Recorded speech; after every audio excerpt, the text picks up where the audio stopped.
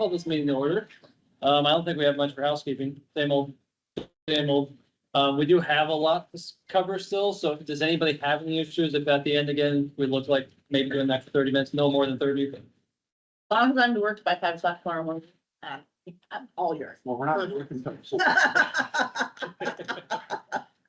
All right, all yours. Okay. All right, well, we'll go through the developer task force, kind of very briefly here, just an update for the council. We've heard a lot of this at the CFU joint meeting, actually. We just have the slide up here that shows the series of meetings that we're going through, and what it shows is that tomorrow is the last of the series of meeting topics. And then from there, we will get together with the task force one more time. I'm gonna guess sometime in February to go through a draft report that we are to bring to council. So I'm getting ahead of myself a little bit about the schedule, but just to update the council on some of the adjustments that we have made through this process.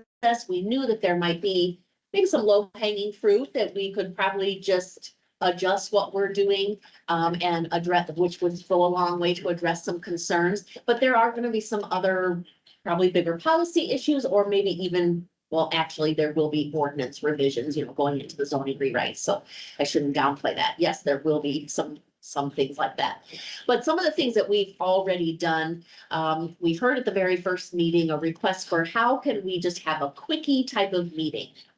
And we just have a real high level concept or thought about what we want to do. And we feel like we have trouble getting a meeting with staff. And so we had already kind of been playing around with this, but thought, well, do we really get benefit out of it or not? So we didn't ever activate this, but through Microsoft products now you can do this booking app.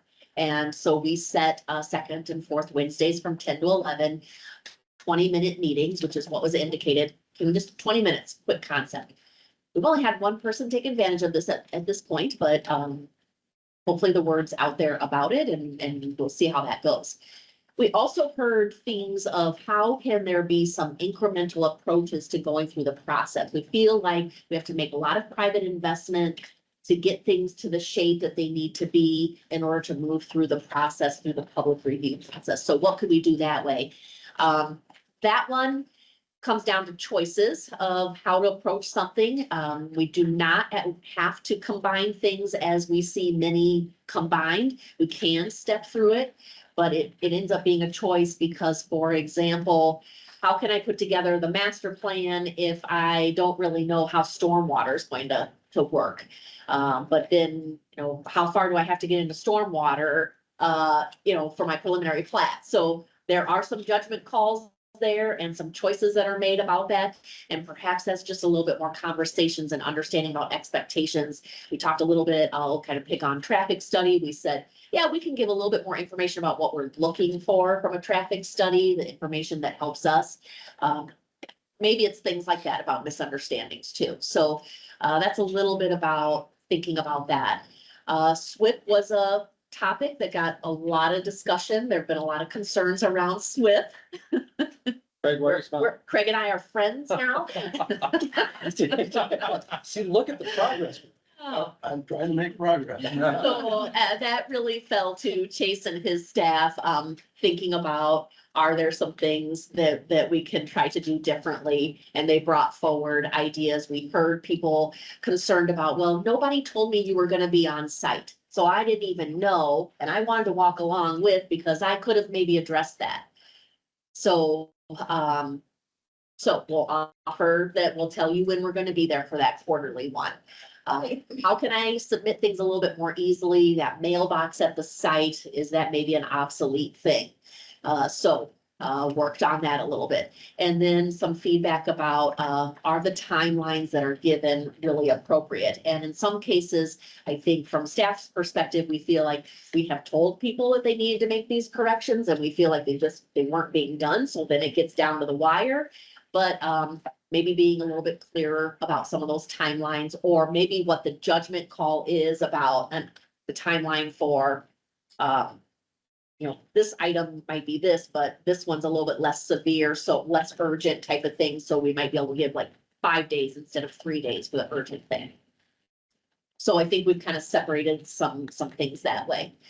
Out of the last meeting, talking about site plans a little bit, the idea of trying to decouple some things, again, maybe some incremental type of approvals. I think it was Aaron's word about decoupling. That was a great word, that could landscaping and photometric plans maybe come later. So that might actually be a policy question when we get to the specialty zones where they do have to go through P and Z and city council for review. If P and Z and council say, yeah, we know the quantity gets calculated this way, so we're just fine that the site plan that we see shows this is the 5-foot area, and they'll come back later with the building permit, for example, and show the details about all the types of plants and where they're planted. So we'll come to a final report, try to separate things by what are policy changes, what might be budget needs, and what might be zoning types of issues or other code type of issues, and bring that report forward to council in March. With that, I guess, any thoughts of anything we need to do differently, or council direction just to stay the course there? I just have one question. This quarterly scheduled onsite representative attendance. Was that reduced to a quarterly inspection, or is it still weekly? So quarterly is the requirement. So if there's nothing going on at the site, we're automatically going to inspect it 4 times a year. So generally, Maria doesn't come out unless your quarterly inspection is on. Unless there's a complaint from a neighboring property or something, then we'll come out and check out the site. We're not driving around picking on specific one. That's much better. And hopefully of good neighbors. Huh? And hopefully of good neighbors.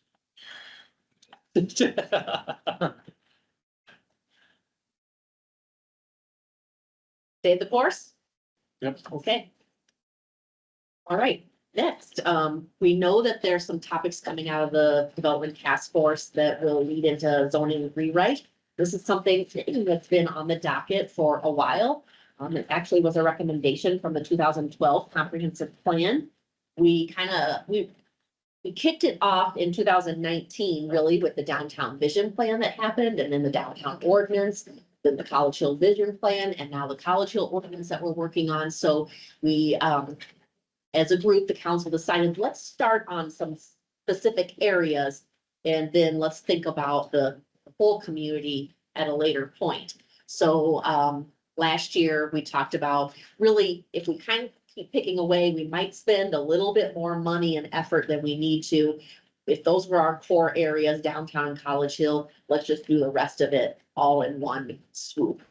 And because if you get too many specialty areas, then it gets really hard to bring that code together and work, and you have conflicts that we're trying to resolve today.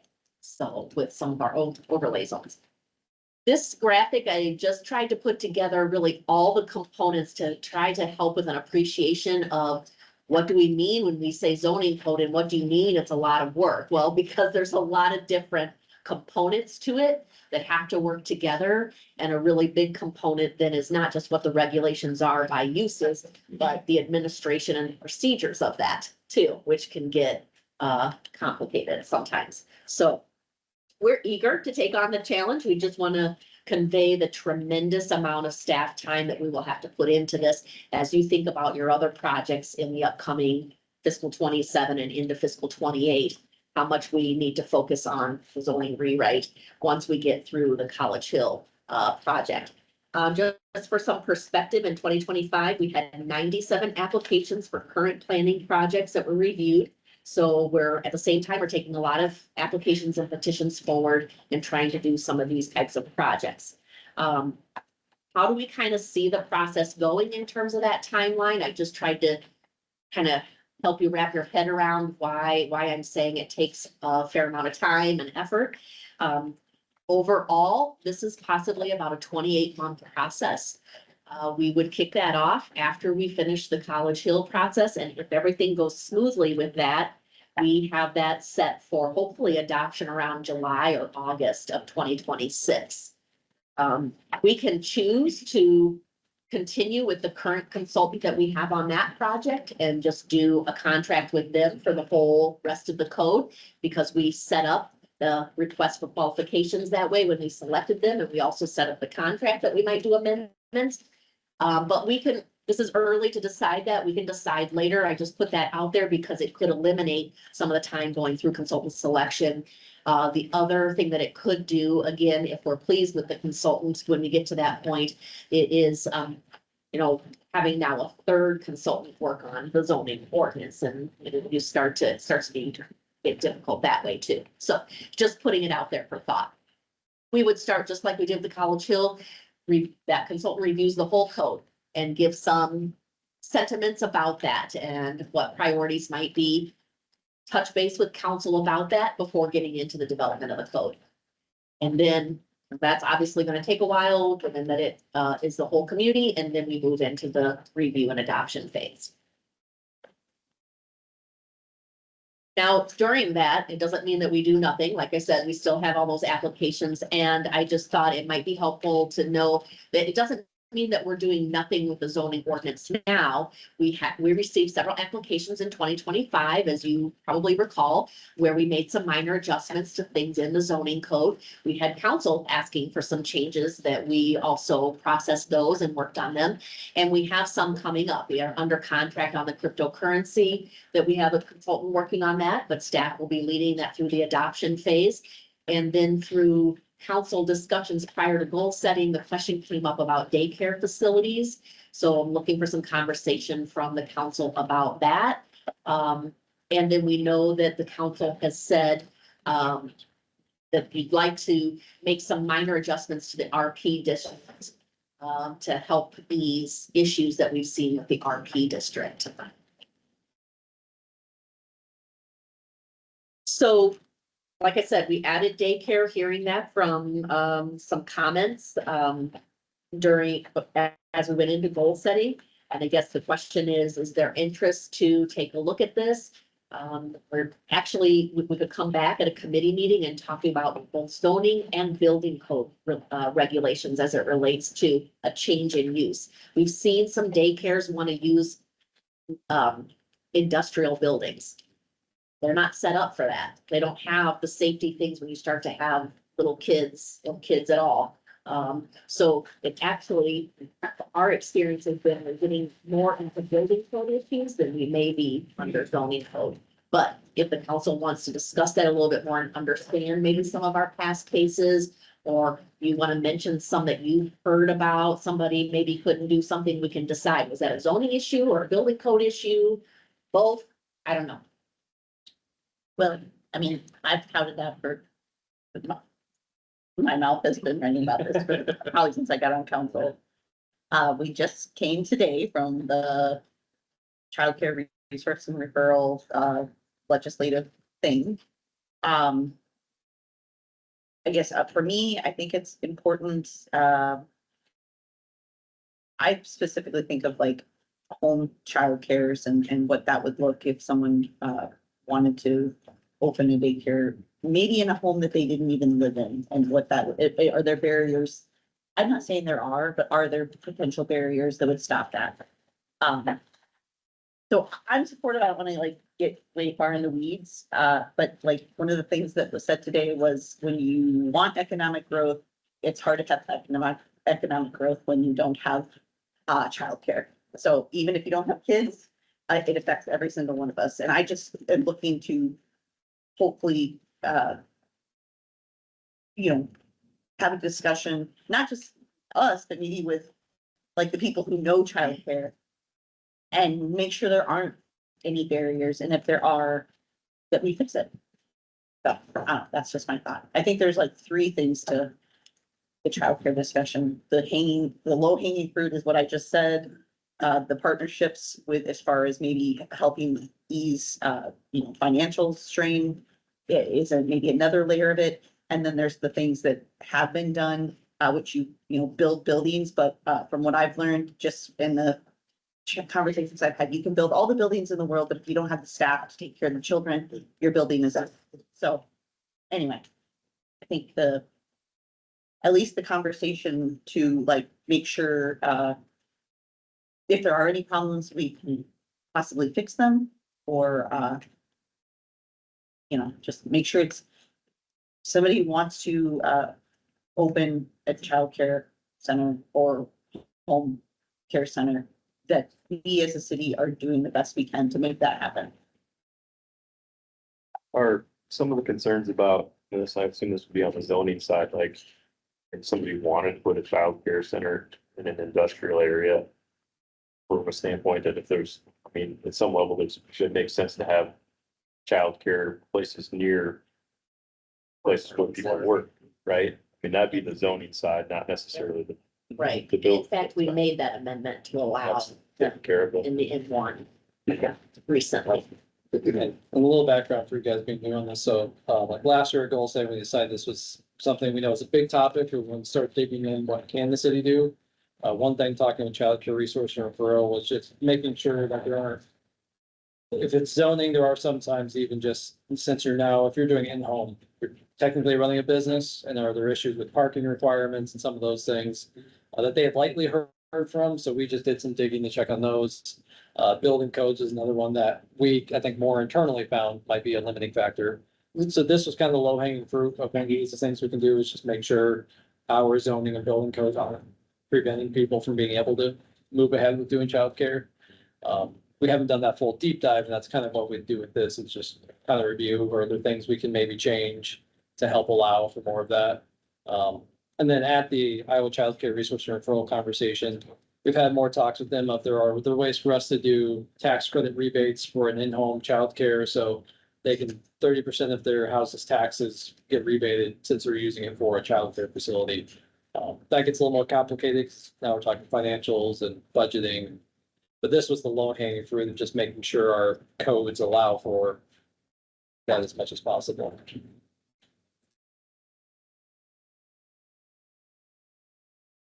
So are you wanting to have a committee conversation on this or? Now, can I say I think it's important, and I'm just thinking of I feel like the conversation definitely needs to include the people who actually are like involved in the childcare world. You know, like, I don't know what I'm gonna say other than what I just said. Like, it's a concern I hear about. We're short on, I mean, it's not a thing. You can get on this dashboard that they have in the state and you can see how short we are for childcare spots. So it's like all that is already known things. So is the work session, we're looking for more of a roundtable type discussion, or is it committee meetings? Just the conversation maybe need to start even before a work session, like. Can we talk to the people who are in the childcare world and see like what possible barriers or concerns there? Cause right now it's been like me and Danny basically going back, like we're playing telephone with the people who actually do the work. And I feel like we may not be conveying properly.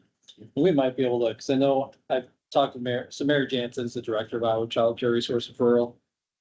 Because they did get us kind of a list of some things, but there wasn't much for specifics, but we might just be able to have a sit down with them on our end, just to. And that lady that was there today, Brenda, she's with I mentioned her, she's like with the state. Yeah, She might be like, she was there today. yeah. There's people that know all about it. They probably just like spit out a bunch of stuff instead of. One thing, if I can add Yeah. to that, it kind of flows from that too, but I do think that the discussion about whether or not it's building code versus zoning, but also I think we want to encourage people to be licensed daycare providers, and some of the requirements in the licensing procedures, that's the square footage, fire extinguisher square footage, that sort of thing. You would want to be licensed anyway because it's cheaper insurance, but so we would have to be mindful of the licensing requirements, which means the people that deal with that all the time will be helpful to talk to. So I don't know, what point you think? And there might just be an early fact finding, just sit down with them, and just get their thoughts on. As before we dig into it, do they have anything they've seen that we could be looking into, but. Yeah, that's just, I mean, we're not unique. I mean, there's cities doing all kinds of things to help with this problem. So I just would like us to join them. Is there a separation between the zoning and building codes specifically and like what Stephanie's team can do versus like the larger conversation where it's like, maybe we do want to like round table and talk about solutions, talk about finance, like all that kind of stuff? can we make some of the building codes happen? Like faster? Yeah, so I'd say this right now is just referring to just looking at the zoning building code, not the big conversation. Right, but I think Kelly's talking about more like the big conversation. Well, maybe we need to have the big conversation and then go into the details. Or I don't know. But We can look at that, and I can maybe pull in Mary again and ask her, because I've kind of left it with her, like, hey, because she knows we're kind of looking at the property tax piece and some of those, and I've kind of asked her, hey, when you guys feel. But I think she, from her conversation, like, I think they also think they're waiting for us, so like, I think we just need to like. Gather us together. Yeah. Okay, yeah, this is just referring specifically to the zoning and building code piece, but then there's definitely just more conversation to be had beyond just that. Which at this point, yeah, more at the legislative policy side to sit down with them.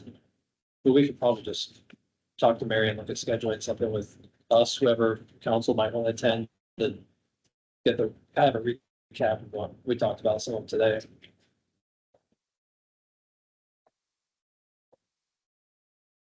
Yeah. All right, well, any other direction? Otherwise, we'll kind of continue on the path with trying to get College Hill wrapped up and then moving on to zoning rewrite. Good question. Did you, is this RP about removing the minimum lot size? Is that pretty self-explanatory or is that just for that zoning? For that zoning. Now, RP doesn't set something itself, but it refers to the R4 district. So that has limited flexibility to do tiny homes or maybe other unique. When we thought of RP as being our most flexible district, however, it says per unit, you do have to have a minimum lot size that meets the R4. Then it isn't giving some of the flexibility that we were hoping. That's partly come from several requests for people looking to do like, well, not necessarily tiny homes like people would think of, but smaller houses that don't need a 6,000 square foot lot. But that is our minimum size beyond in all of the zoning. So we were looking at, can we use RP as that more flexible zoning district, since there's other approvals that go with RP to make sure it still looks and meets the needs of the neighborhood.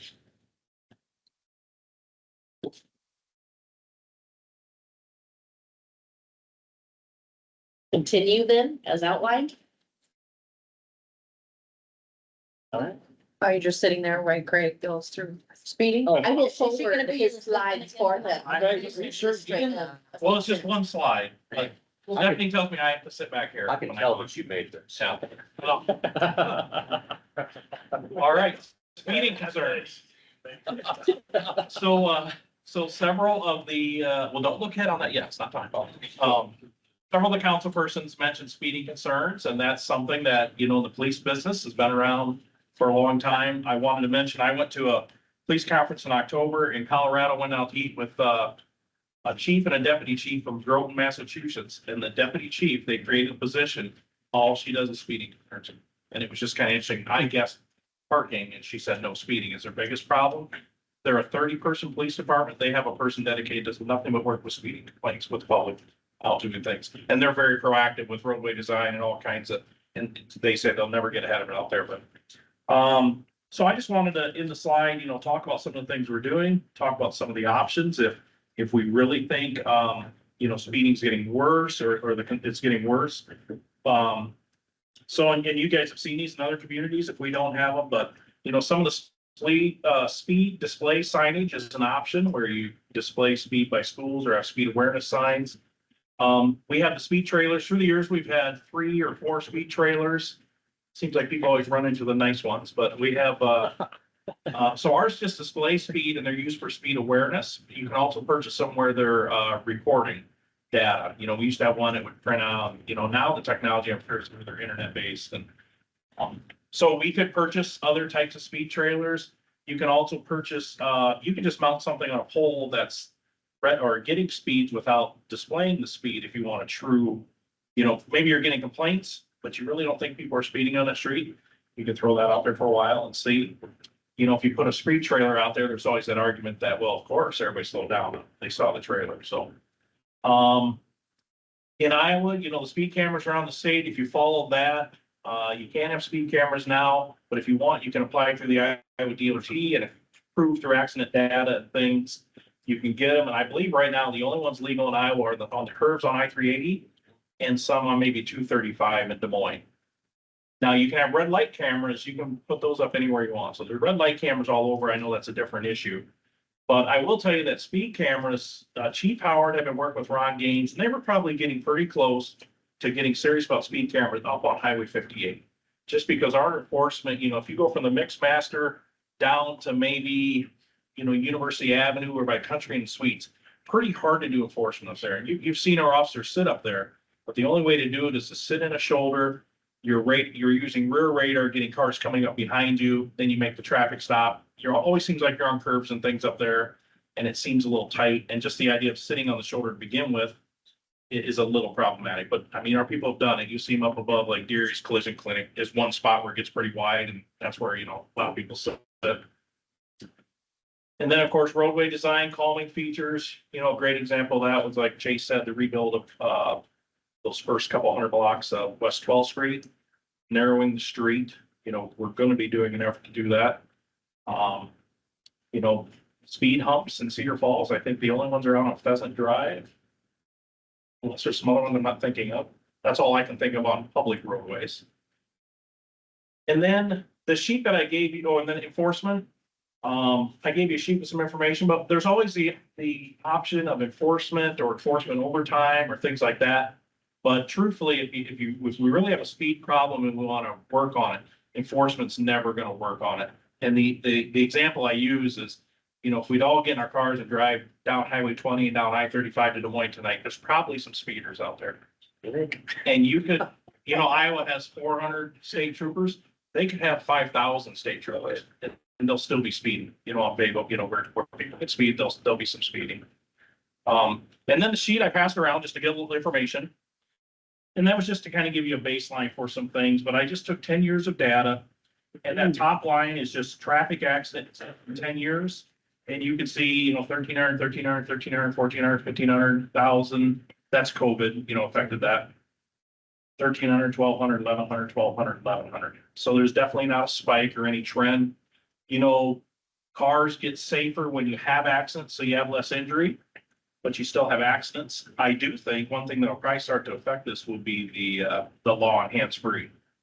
In time, that will result in less accidents because you don't have to sit at many intersections to see what people are doing and realize that it's so easy to bump into the back of somebody or not take off when you should. So our accident data has remained pretty consistent. And that accident is all accidents in Cedar Falls, public and private property. That could be two people backing each other at high V, or it could be single vehicle, hit a tree and get killed. You know, each one counts for one accident. That next line is fatality motor vehicle accidents in the last 10 years. The first number is how many we had that year. So you can see that number goes along. It's 3, 3, 1, 1, 2, 3, 1, 1, 1, 2, 0.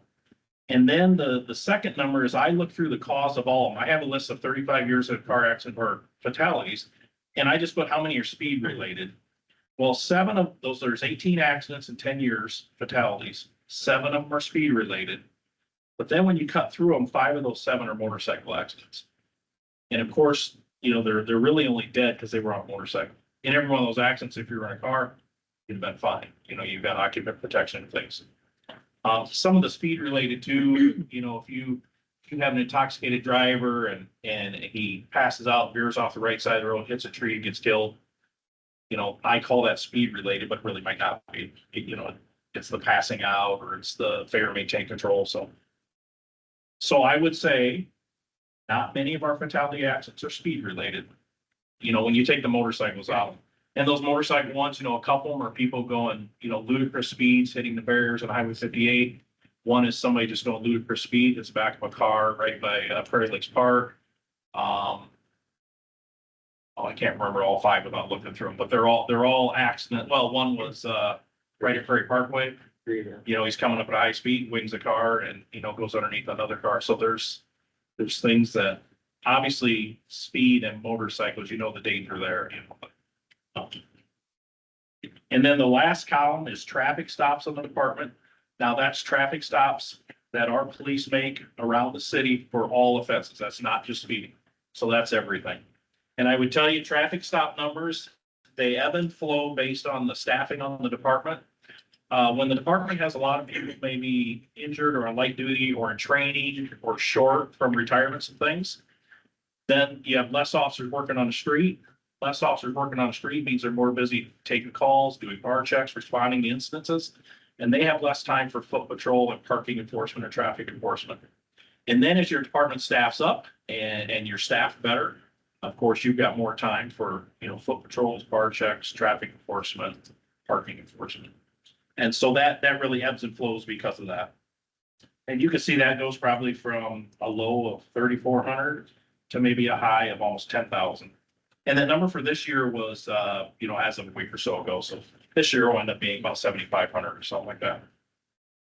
So I don't know if that data helps. I think the one I would say as a former police chief and a 35-year cop, the accident data and the fatality data, I think is important to look at our city.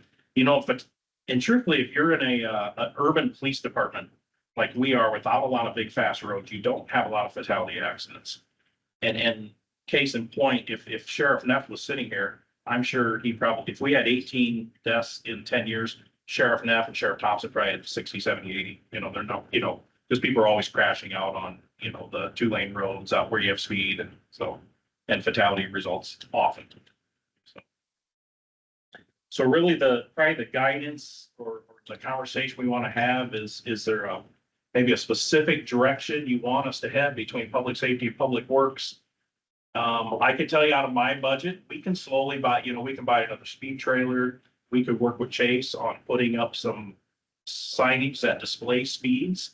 If the council maybe kind of directs where, should it be by elementary schools? Should it, things like this or certain streets?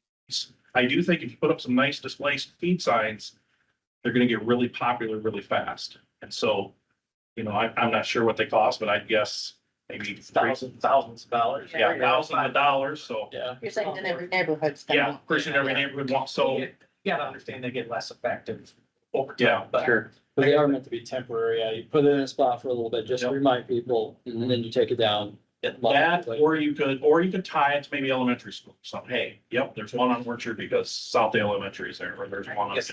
The only couple things that I would add is just want everyone to understand that a lot of the calls, we get a lot of them during spring, summer, and fall. But speeding complaints are perception. Speed limit might be 35 miles an hour, and individuals call in speeding complaints on a specific roadway. If we did a traffic analysis or a full-blown study, I would fully expect speeds to come back around 41 to 43 miles an hour. But that's normal. That would be. It's the 85th percentile is always going to be 5 to 7 miles an hour over the speed, no matter what. But it costs internally, even doing the studies, costs us a couple $1,000s for a simple study. So we can't be running out doing hundreds and hundreds of studies. I need more staff members and funding to do that, but I understand we want to hear their concerns, go out, see if there's an actual issue. If there is, we want to be able to try to address it. 12th Street, for example, maybe on a future project. Would be cheaper than these sort of hidden radars, right? They're just simply there to, if people say this is the problem area, we put the radar out there to see if it really is. And we have to be sure that we define what traffic speeding problem is, because it sounds to me like there's a level of tolerance as it relates to speeding, average. So But we also have to understand it works both ways. Prime example, First Street, signed at 3rd. The 85th percentile is 45. If you ask the DOT, they want to post the speed limit higher. on First Street, Yes. So it goes both ways. If the data comes back and traffic's going 50, then you should set the speed limit at 45. Right. So are you ready to go both ways, depending on how the data comes back? that would make some neighborhoods happy. Yeah, I really should have. Well, I mean, as you guys know, this is something I like really care passionately about. So I would be really interested to get those cameras, especially right now on 12th Street. Like if we could get them as soon as possible, so then that way when we put in those calming features, we can see how impactful that is. And then if it is, we can start to apply those calming features because they don't necessarily have to be, as far as I understand in my research. They don't have to be like permanent. A lot of people will like, communities will paint them onto the street because it's just like, it's like a visual, it's a concept in your mind that you feel the narrowing of the street, even if there isn't actually one, and it forces you to slow down. Same thing with like street trees. If you can't just see an endless expanse of road, you feel the need to drive slower. And so I think it would be good to get some data so we can prove that out. So that would be my, Yep, and to your point, we all know the issue a couple of years ago on 12th Street when we were gonna use that data. Yeah. For comparison, so we kind of already have some data for that. yeah.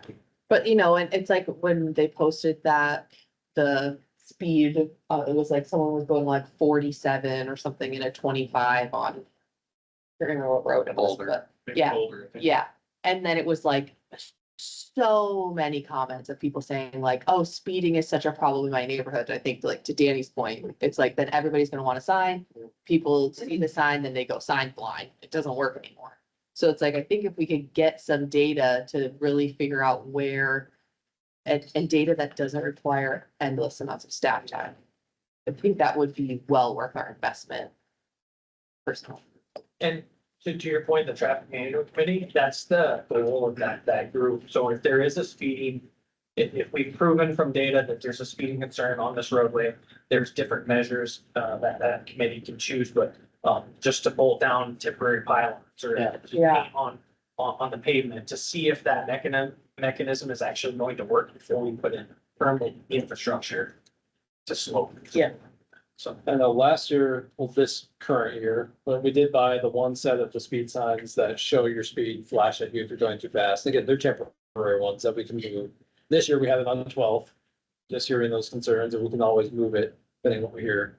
So kind of just looking for direction on, do we want to look at approving some direction as we're doing the budget for funding to look at getting any of the speed, either trailers that track the data or just a standalone camera that can just track data that we can use.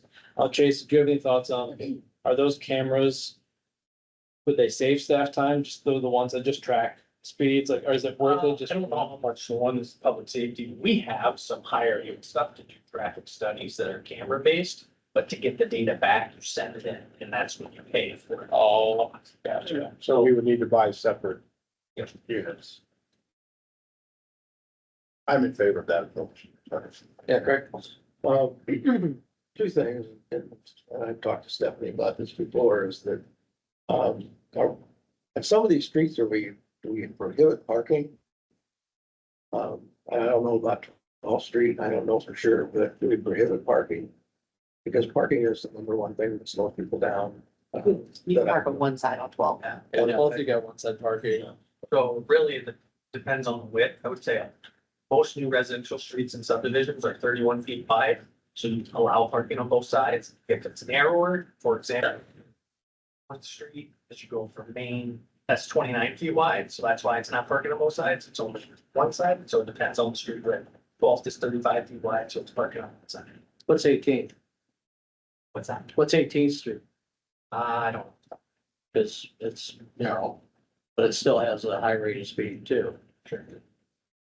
One comment that I got in my door knocking, probably by 25% of the people, and maybe because that's my ward, is Green Hill Drive. Green Hill Road. I don't think the speed limit's 45. I think it's like 55. It's noisy. They talked about the road noise. They talked about the amount of speeding. Just Yeah. crazy with the number of stoplights on there and the goofy lanes that you can possibly have room to speed. I can't get it up to speed for very long. No, I wouldn't think. Actually, for some of them, it's a detriment. Yeah. As far as noise, because when they get through that, then they immediately stop on. Yeah. Maybe had a roundabout at Bird Parkway would help. It's scheduled in the future. And round. And round. Yeah, Round, yeah. So I'm here for maybe budget for some additional Yeah. equipment. Maybe. Yeah, how about, yeah, the track. Yeah. Yeah, cause I mean, I get I think the signs and the trailers like serve some purpose, but it feels like that's a temporary solution. Whereas if we have the data, we could potentially work towards permanent solutions. To Craig's point, I don't know that I think that the trailer necessarily is the answer, because I think it does just, it serves as a deterrent, but I don't think it gives you the data you're looking for because it serves as such a deterrent. Right. You know, the best thing that the trailers probably do is they there's a complaint, they satisfy the citizen. Yeah. People are thrilled to have it on the street when you're out there setting it up. It brings everybody out of their houses, they're excited, they hate to see it go away. So it has value there that it brings awareness and, you know, most neighborhoods, the people speeding in the neighborhood are people in the neighborhood. Fortunately, yeah, they can Yeah. blame it on others all they want. Now, some of the arterial, when you talk 12, 18, that's a little different, but, a lot of neighborhoods, they complain to people, there's a cars, when you go up there and make citation, you're writing people for that street, so. So kind of my thought from the enforcement and the overall traffic that we're seeing is, we're not really seeing a spike in need or problems. It's just probably the normal ongoing, and just maybe having a few more tools in the toolbox to, I think, really just be able to show residents as the spot issues come up or addressing them. That sounds, If we're gonna buy that equipment, it'd be nice to kind of have a train of thought on how we're gonna, what's your mechanism, what you're gonna say, I'm gonna deploy it to this area for how long, and just kind of have a process with that. yeah, that's why we developed the traffic management Yeah. committee. Wonderful. Last year. One-off calls if they're speeding. The first Yeah. step is enforcement go out there. Yeah. Yeah. Is there an actual- I would tell you too, from myself and from Chief Power, there's definitely a focus on traffic enforcement to our officers. There's incentives to really go out and do traffic events. So, you know, second shift, if they go out and they use a laser radar and, you know, Mark and I see that they've got 20, 30 traffic stops on the night or 40, Mark rewards them, buys pizza and stuff too. So, we do have the right environment, but the officers know, traffic enforcement, speed enforcement is important to Chief Power. So there's no doubt about that. So we're doing what we can on our side from leadership of our officers too. So.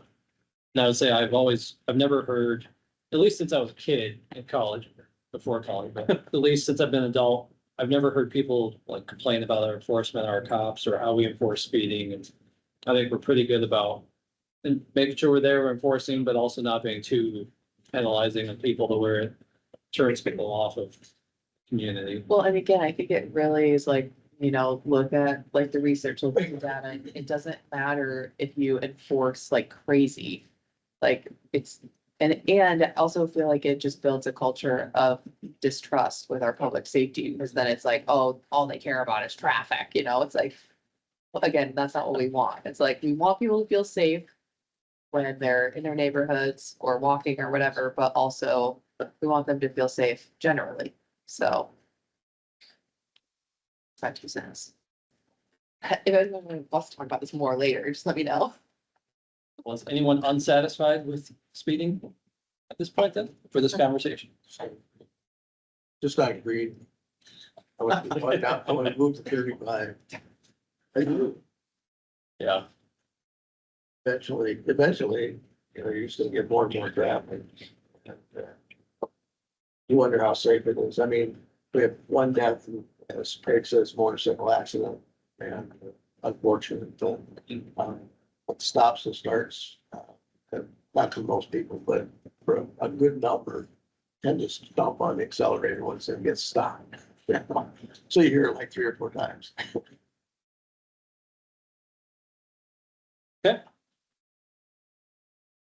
Okay, moving on.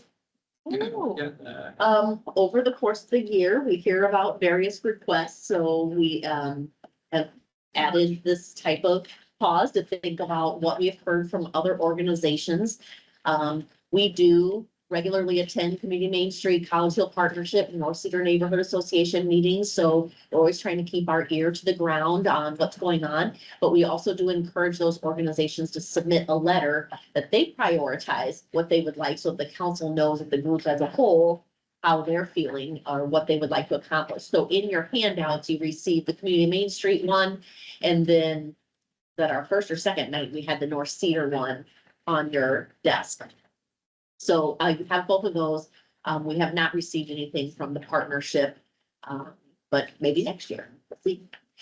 We are in conversations though, Jen has monthly conversations with them, we're talking about the streetscape project there, so it's not like there's no communication. I don't mean it that way at all. Historical Society, this is one that we've been keeping track of. They had requested a number of years ago about city support for what they had while looking ahead. And they started part of their project, they opened I think they call it the education wing there, that's right on Clay Street. But they are looking ahead to wanting to build, more of a museum type of facility that they've confirmed. They're still eyeing a $3.5 million type of project there that would front on Franklin Street using currently, I think, the parking lot that's there. I knew several years ago they were looking at possibly a CAT grant or Enhance Iowa grant. And so we talked a little bit about wanting to make sure we don't conflict with city projects. But I think that's something that we'll need to revisit on, given that the Hearst project, we were looking at May of 2027 for a CAT grant.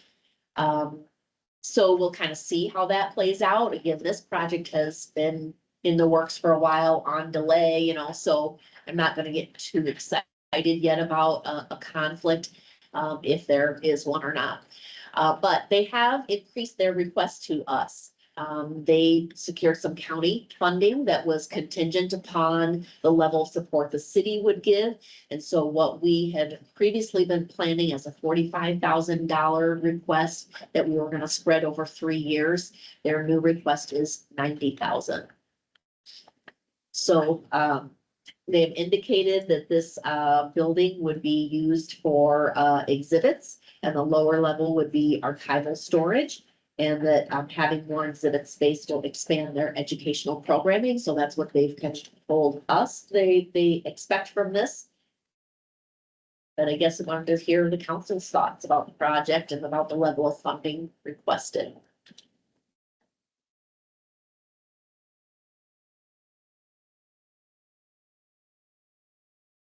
So is it because of the building, or they changed their design, or what was the doubling of the request? Good question. I'm not sure I could answer directly because my understanding is $3.5 million has been kind of the project amount for a while. So I don't know if we go back a number of years. I think it was about 5 years ago when this 45,000 came up. I'd have to visit with them what the total project was at that point. Was it also it's the county thing, right? Is that why because the county will give $60,000 maximum? If the city Yeah. increases their support. So yes, they're just trying to buy that. I don't know if it's both of those things or if it's just the county. Yeah. I don't know. So am I right in a preliminary CIP that we have that reflects the 90 that I'm seeing on that slide, right? Okay. Yes, That's not- some of it coming out of hotel, motel, the V&T budget, some of it coming out of general fund dollars in 29. I think we had it.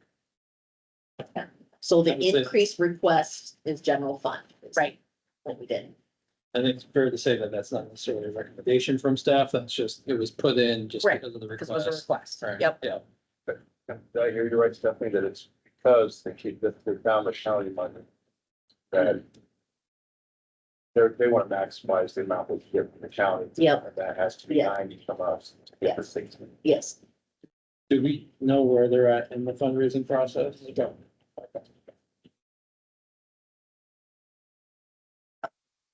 I kind of feel like maybe we need a little more information before we make a decision.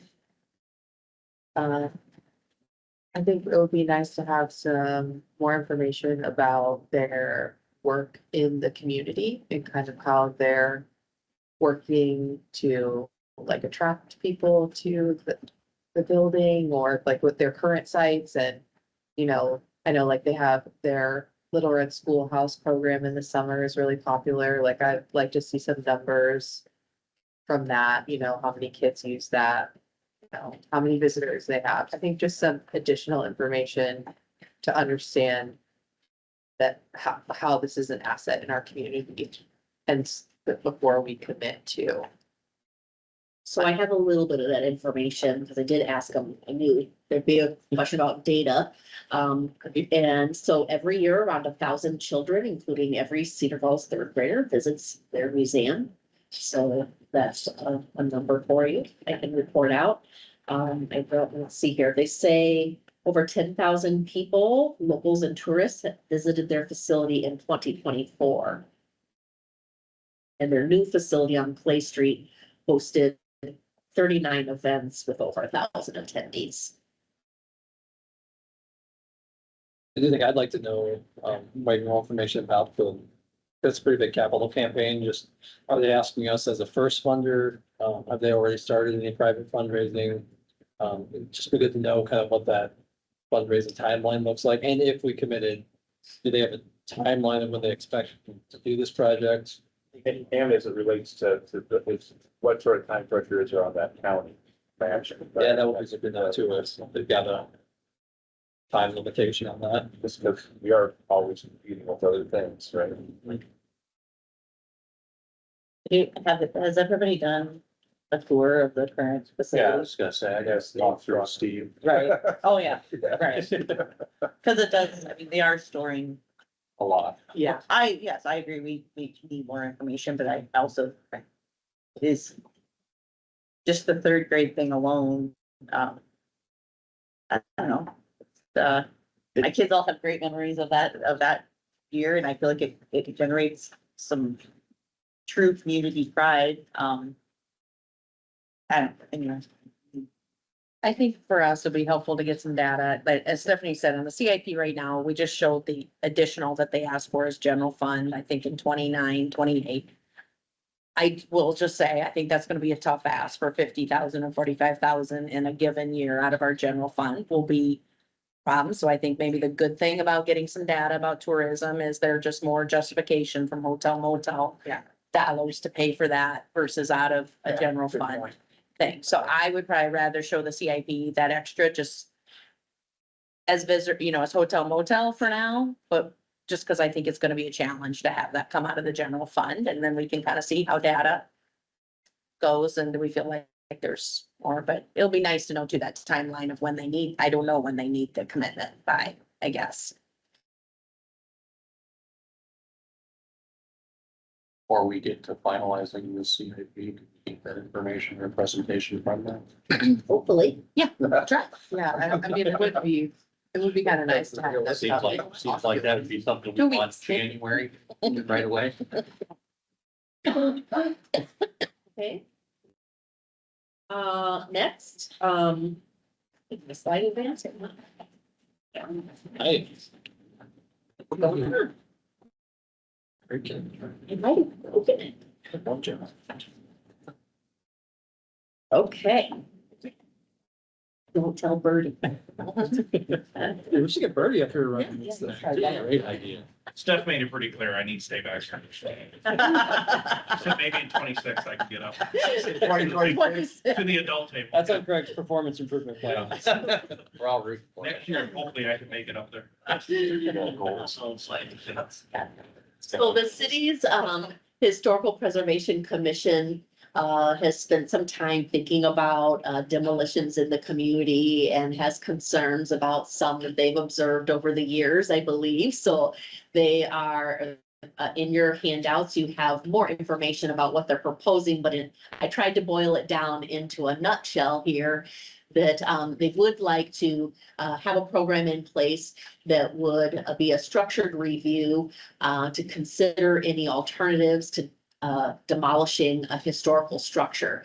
And so essentially what they're proposing is citywide, any structure that's 50+ years old, and a demolition application comes into the city, that staff advise them, time out, we're going to delay this for 60 days and and you're gonna need to talk to our Historic Preservation Commission and talk about some alternatives. We'll do notice to the neighbors type of thing and see if there might be some alternatives. There are a lot of logistics that would need to be worked through on this, and this commission would need to be given the authority to do so by the council. Right now, that is not in the ordinance for them. So I think right now it's touching base with council as to your feelings about this type of program that they've outlined in the packet. So basically, this would be another P and T step, some respects are cool, right? Right, it would be Historic Preservation Commission and then appeals to the city council. The thing I would say is that 50+ years, that means we're protecting the 1975 architecture. I don't know that we consider that historic. Yep. The Brady House. So I was thinking of the Brady House too. I was thinking of the Brady Well, House. actually, that's, kind of comes back. Yeah, I know. So now, yeah. I mean, I think. I'm sure there's bumps, but the way I think about this proposal is. Okay, as a person who came to Cedar Falls, I mean, can you imagine if it's not, one of the things that makes it is the. Historic. I don't know, vibe that it's got going on. I think. I just, I don't wanna like lose that, So if I can jump in. Yeah. So I would say this proposal is the most heavy-handed, and the intention is to start the conversation. Because we certainly have heard from residents that they have some concerns with people choosing to tear down a house to then build a house that is the most affordable, which then doesn't fit the character of the neighborhood. So they went with this 50 years because I would say generally, if you just try to target like Gill and I's neighborhood, which includes a lot of historic houses, you're missing out on those incredible mid-century houses over in the Cedar Heights neighborhood. So if someone wants to tear down a house from the 90s, which now that's only like we're approaching a 50-year-old house from the 90s, but does it possess any of those historic qualities? Which I think would be the intent is to have those pretty clearly outlined. So yes, you request to tear down a house from 1975. It possesses no historic qualities. We're moving on. So I think some of the concerns that I have with this piece is I think the timeline is a little bit long. So that 60 days that, can cost people some money. So if we can cut down on that timeline, and I think that the Historic Preservation Commission should not be the deciding factor. They should put forward a recommendation to the city council, much like planning and zoning does. But these are I would say these are some details that I think would be better worked out with staff.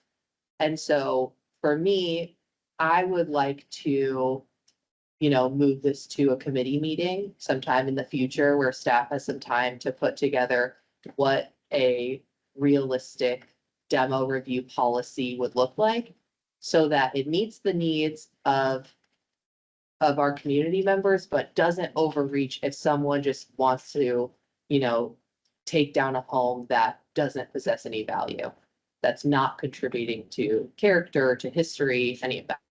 That's fine. Go ahead, tear it down. So that's kind of where I'm at with this. I'll ditto that. That sounds great. Devil's gonna be the details. Yeah. What's historic, what are the characteristics? I Right. mean, I know that we've all probably got some of the complaints about. Yeah. But really the development of the older things are, in my opinion, that are maybe being torn down for the sake of more robust development as far as multiplexes and things like that, are skirting the more commercial areas anyway. You're not seeing. Our historic neighborhood, my whole area was platted in 1893, right? And there's a lot of 100+ old homes in there. Well, I mean, 2 blocks away from my house in various directions, I've had 3 houses torn down Tore down. to put front facing houses on that do not fit the character of the neighborhood. Yeah, I take your point. Is that a demo issue, or is it what your zoning regulations allow to have an issue? I mean, I You're think looking at it, two different things. I think it's both, because I do think that, if you're gonna tear down a house, I mean, even just getting the opportunity for someone to say, hey, have you considered other options? It's like, we don't even have that chance right now, or if there's things that could be salvaged from the house that people might want to salvage. It's like, there's some of those things that I think because we have zero oversight over that, we don't get to do any of that stuff. And then yeah, like if you're gonna put up a house in a historic neighborhood, then yeah, maybe it should have certain character details, but my concern is really is the preservation of our history.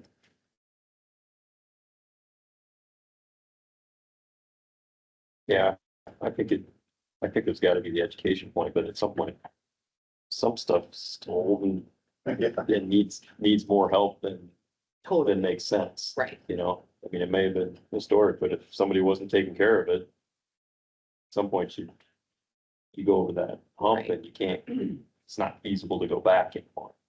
Yeah, even the building we're in right now, they tore down the old library to make this happen, and I think we lost some curb appeal in the change of that, but we didn't have this, or the availability for this in the old building. I'd make one comment. I mean, yeah, you have some of those garage facing ones, and I do agree that, that probably comes into the zoning issue or whatever you have, but certainly seen a good number of tear downs with the homes that have been put in really do need the character and done a nice job.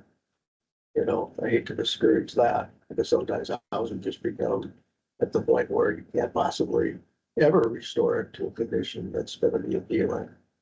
But I've seen quite a few, I'm really pleased with that, so. Well, and I think on that note, I mean, if the house has gone past that, the intention is not to just say we have to save every single house. It's that understanding of, Just pause, but yeah, exactly. It's like, let's take the time to make sure that this is the best option and On the flip Feels like side, that could be pretty subjective. Yeah, that's the problem.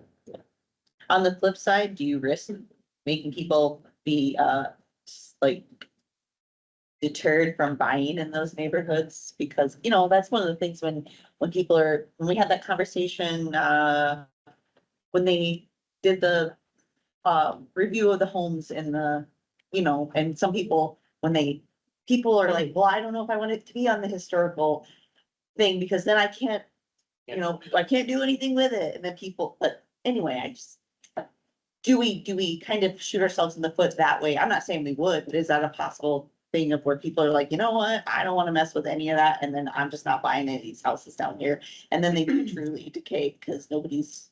Would have been unintended consequence. In many cities, you know, obviously larger than ours, probably one of the biggest construction projects is tear down rebuilds, because of the ability to be closer to the city center. And there just isn't development that's reasonable enough to do it. And so those projects become affordable because of how much more expensive it is to do somewhere else. So I hate to discourage that. And I do agree that the 60 days, even if that was the case, there's a lot of burden to put on somebody to make a decision, because they've already made the decision. And they've run the economics of it. They know what it is, and certainly how to have a say in how that goes.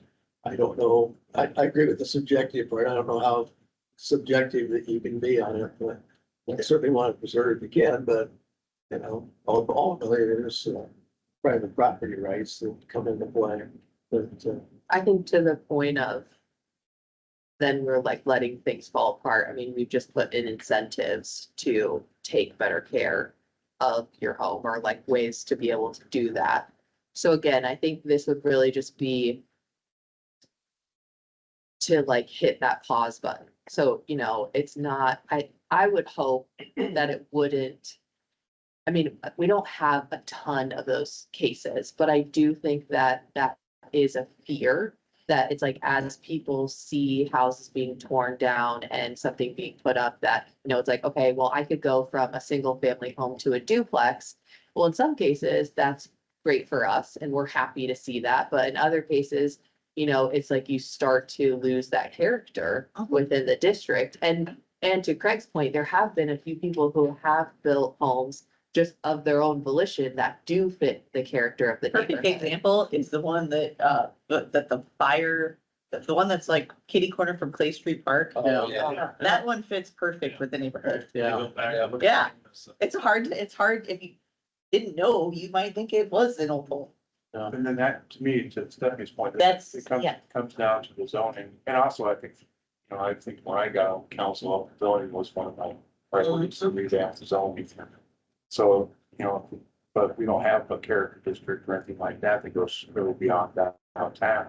Right. So if we have that built in with an eye towards the historical design concepts, then I think we would avoid competing with our other emphasis, which is to encourage infill, just part of what you're talking about with those incentives. So I think we can do it through design incentives. But- Uh, Even with design incentives, that doesn't discourage them from tearing down homes. I mean, they just have to then build the new home in the character. So, Then the concern is that really the historical part of a given structure or the character of the given structure of the neighbor. I think it's more the character. Yeah. I hate to see it change the look of things. Yeah, right. And so that's the point, is it in bad shape or the nostalgia of how it looks? but also the history of the house and how that's contributing to the history of our community. I'm just worried because I would have been surprised if it. I saw So sounds to me like we've got more questions than answers, so maybe back to him, maybe it's just a committee meeting. Well, I was just kind of Solve taking this. notes here. I was thinking it sounds like maybe direction is for maybe us to go back and do a little, I had some of the same concerns. Timeline's probably a little too long. I would agree, recommendation, not authority. Yes. So that it really comes to council, because if they can appeal the council anyway, if they recommend against it, they're going to appeal the council. So we might as well just have it come to council anyway, is my thought.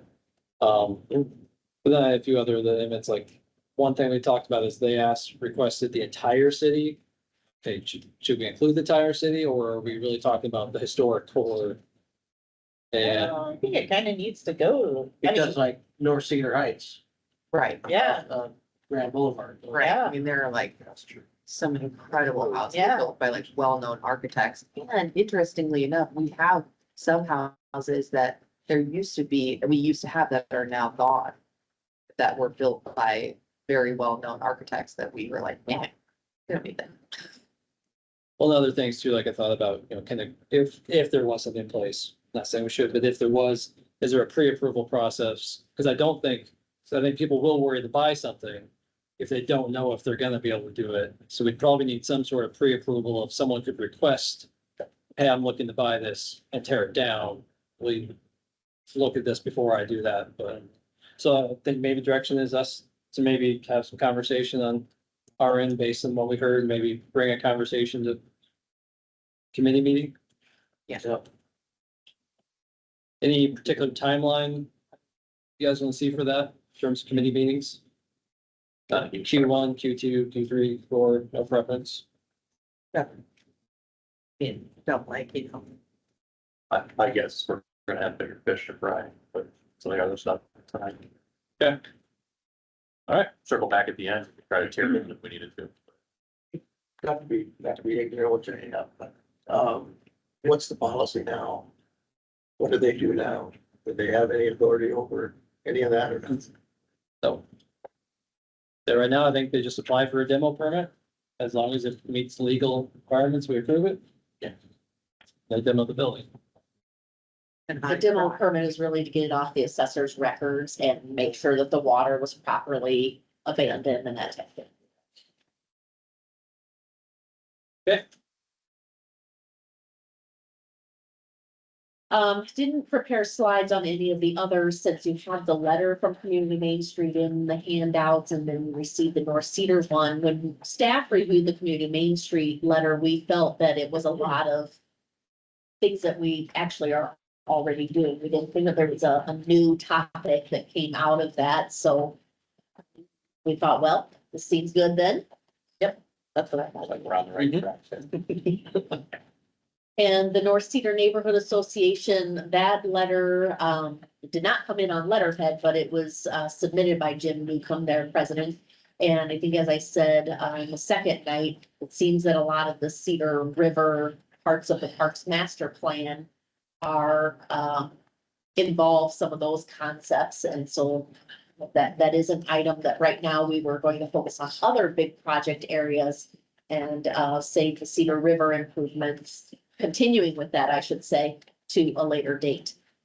I think that's, in my opinion, a good idea. Like, I want all the things to happen, you know, for North Cedar, but we also need to, yes, let's make sure we're spreading the love all over. Did Chase from the park side and from rec side, there were some things in here like completing the lake at a proposed cross-country ski trail. Like, is that something that was discussed a while back? I talked to Brian about, there never used to be a trail out there, meanders, south of Geneva, so it's been grounded extinction. Is that something that you think definitely could cut in there some winter? Yeah. It's pretty much no answer out there. Was that the one where they're talking about citizen groups that expressed a willingness to Yeah, participate in that you effort? know, Gil, who the citizen groups are. They express a willingness to clear and maintain. Well, I'm sure it's, the North Sea Neighborhood Association. Mark and, Jim and, 3 or 4 guys that do that. Or is that maybe Soft Trail Association or something? That maybe is to, I really don't know. CVAS doesn't do anything through there right now. All their stuff's George with related. Yeah. But maybe some talk about it, as we're doing the campground expansion. About it. You'll see, value, Pretty. because that is right where the campground expansions. Exactly. The reason it's right out there, yeah.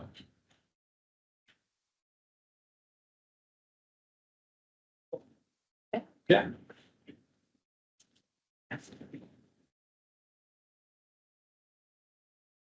So, some other things that we want to check in on or to understand maybe council's priorities on a couple projects, if they are a priority, if there's more that we need to do, or maybe some changing circumstances that we're seeing.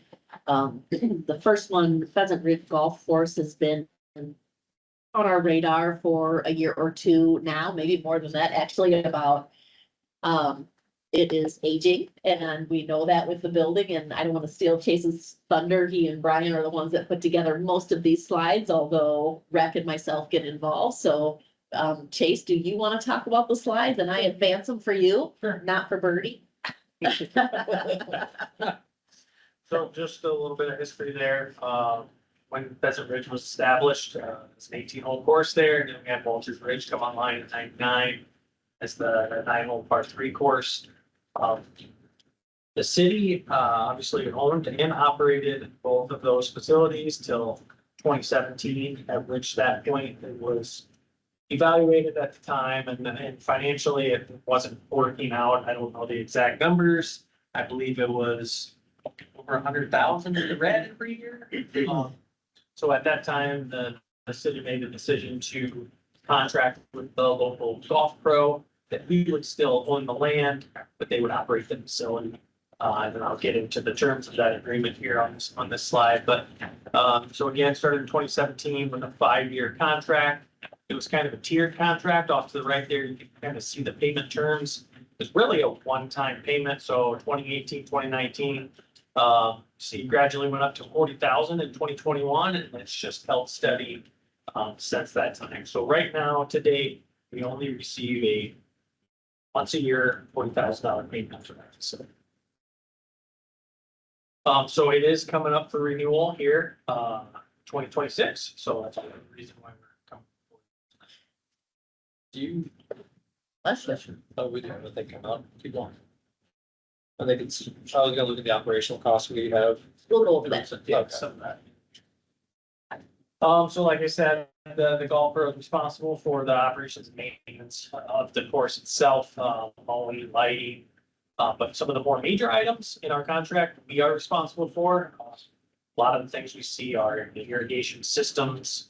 We've had some bunker issues in the past where we've wanted additional sand, drainage tiles. I don't know, we had over 200 ash trees that we cut down a couple of years ago. We planted some new trees. And then cart paths, a few years ago, we started the cart path paving project. So some of those capital costs, you can see we started in 2022 with that cart path repaving. And then we had a significant, I'm gonna call a building repair, building failure with the main clubhouse there that we needed to address in 24, as well as some major irrigation repairs. And then in 25 some staff costs. And the goal of this slide is just to kind of show you what kind of capital investment we've had to put in there in the last 3 years for a return of $40,000 a year. But another thing, to Jen's point, we were in the red previously. Right. Losing, so. Things that we've had issues with in the recent years that we know probably in the next handful of years that we're gonna have to address is, we have a deteriorated well out there. That we've had to shock yearly, we might have to re-sleeve it or drill a new well. We have a current septic tank out there, there's no gravity sewer out there. There is a potential to get gravity sewer, but obviously that's costly, probably over $100,000. We have to go north of the facility, cut between homes and tie into, is that shack? Or north of the clubhouse, but, there is, some other issues with the pro shop. It's a facility that our staff built 70s. It started out as a kid. Yeah. Then it was added on to some. Been pieced together over the years, so we are seeing some deterioration in the facility, both the cart storage and both the clubhouse as well. Well, if we were doing anything with that, I'd like to see it go before the Preservation Society. Gil stole my joke. What? Zero value. You said You might have to apply for a permit to tear that building down. Like a man. Zero value. That, And that's just a bit of the cost to that structure, to rebuild it, repair it. So those are some things we see in the next few years. So some of the options we've considered is obviously, when the contract renewal comes up here, is negotiating new contract terms, obviously with a higher value that would offset some of our capital expenses that we have coming up. We've thrown around the idea of, do we go out for a new RFP for maybe a new private individual or golf pro would like to have an opportunity at it? Completely privatize the operations, that would mean we sell the whole facility, sell the land and let them own and operate it, but you have to keep in mind, it is an asset to the city right now to continue to hold that in. Or, does the city take over the operations? So at the time in 2017, we sold all of the equipment, everything to the golf pro, which he owns and operates now. So to get back into that would be very costly, buy back all the equipment, and you need staff to do it.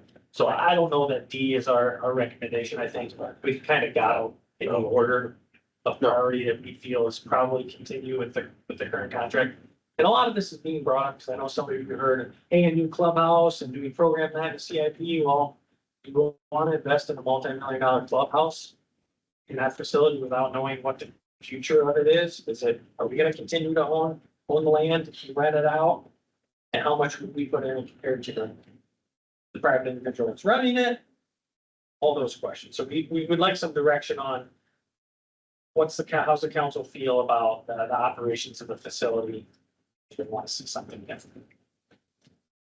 I'm against C. can someone tell me about golf? I Yeah. mean, What do you wanna know? like, is this, like, All in how, the hips. how does this, Yeah. how does our golf course compare to other Well, I think this is very, courses? it's an asset, right? I, Very big. I mean, I do golf, well, I walk golf courses and hit a white ball around, but, and by the way, we need new sand in the bunkers. And it's, they're horrible. If you find yourself in the bunker. I do. I would say, if you never go in the bunker, you don't have to go in It's there. not a big deal. My foot wedge is that good. So, but there are a lot of events at the golf course. Yeah. There are a lot of charity fundraising events at the Yeah. golf course during the heart of the season. It's every weekend. I mean, you have to And call out. during the week. And during the week. During the week. Is this where the high school teams golf? Yes. Yep. And you and I. And you and I. I'm learning so much. I think they had the state golf tournaments there this year. Yeah, that could be too. Yeah. But John has that place I mean, you got something going on all the time. Yeah. Whether we can get in on some of the revenue would be more of an answer. Yes. Right. But it does need, the sand traps are horrible. They need drainage. So say part of my thought is, and this, I don't say it's a negative way at all.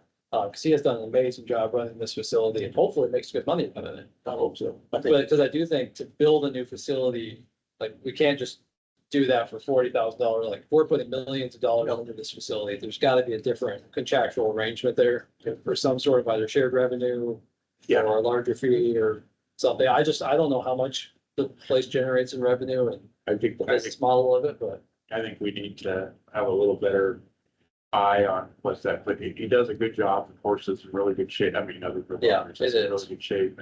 Yeah. And, the other thing is that he will see value to a new facility as well. I'm assuming the footprint will be a little bit bigger. So, Yeah. I mean, there's a lot of graduations that are hosted out there. Yeah, so I was gonna Yeah. say, is this like a facility that people use in not golf season for like rentals? oh, yeah. It's a pinch because we have, we had an event there in, I wanna say it was in off season, but it really isn't built for that. And you really gotta fit it in where more of an event center, if that's what we need to go to be more attractive for a rental. But Jen, is it any of our business of how much they're Well, making? And I was gonna tell you a little bit of history about that. Like I said, we were losing money. So the 40,000 was better. I mean, it's better than losing 150,000 with 40,000. But at the time, we did talk about the whole shared revenue. Do we just have a shared? But I think the problem was, now are we gonna have to audit John's Yeah. books, his tax return? I think we were just like, is that really the business we wanna get into? Or do we just, a flat amount is a flat amount? Now, again, maybe we're to the point that 40,000 isn't the right number, maybe it should be higher. But that was our concern of, you're right. People can make things look, more profitable or less profitable for their own tax benefits, and so I think there is a little bit of challenge of trying to get into, how do we share revenue and share what he's made? I just think we should look at about a possibility we can be. Yeah. Because then that tells us kind of what, when it might include. But if we were losing $100,000 a year Right. over the course of that 3 years or 4 years, there's $324,000 in investment. And we got 120 back. I mean, we're better off, but we're still losing. money, Right. Right. Right, but if we would have kept doing it, we would have been doing those same Right, costs right. as well and still losing 100,000. Fair enough. Right. So, So 624. right, I think but the hard thing for John is, it might, overall, it might be better for everyone to build a new facility. He makes more money, we can get more. But he's not gonna wanna put the money into build it if he doesn't own it. Sure. right, And we don't know what the money it makes, so we don't know if we can put 3 million in, because we don't know. So at some point, I feel like we need to sit down with John and just talk through the business model. Would it make sense to look at a new facility? Does he help pay for that? And maybe it is our building, but he's contributing, if it's gonna help him make more money by. Well, you have other stakeholders here too. I mean, I'm sure school districts have got to be kicking them some money. You and I's got to be kicking them some money. Like, there's other layers involved that, Yeah.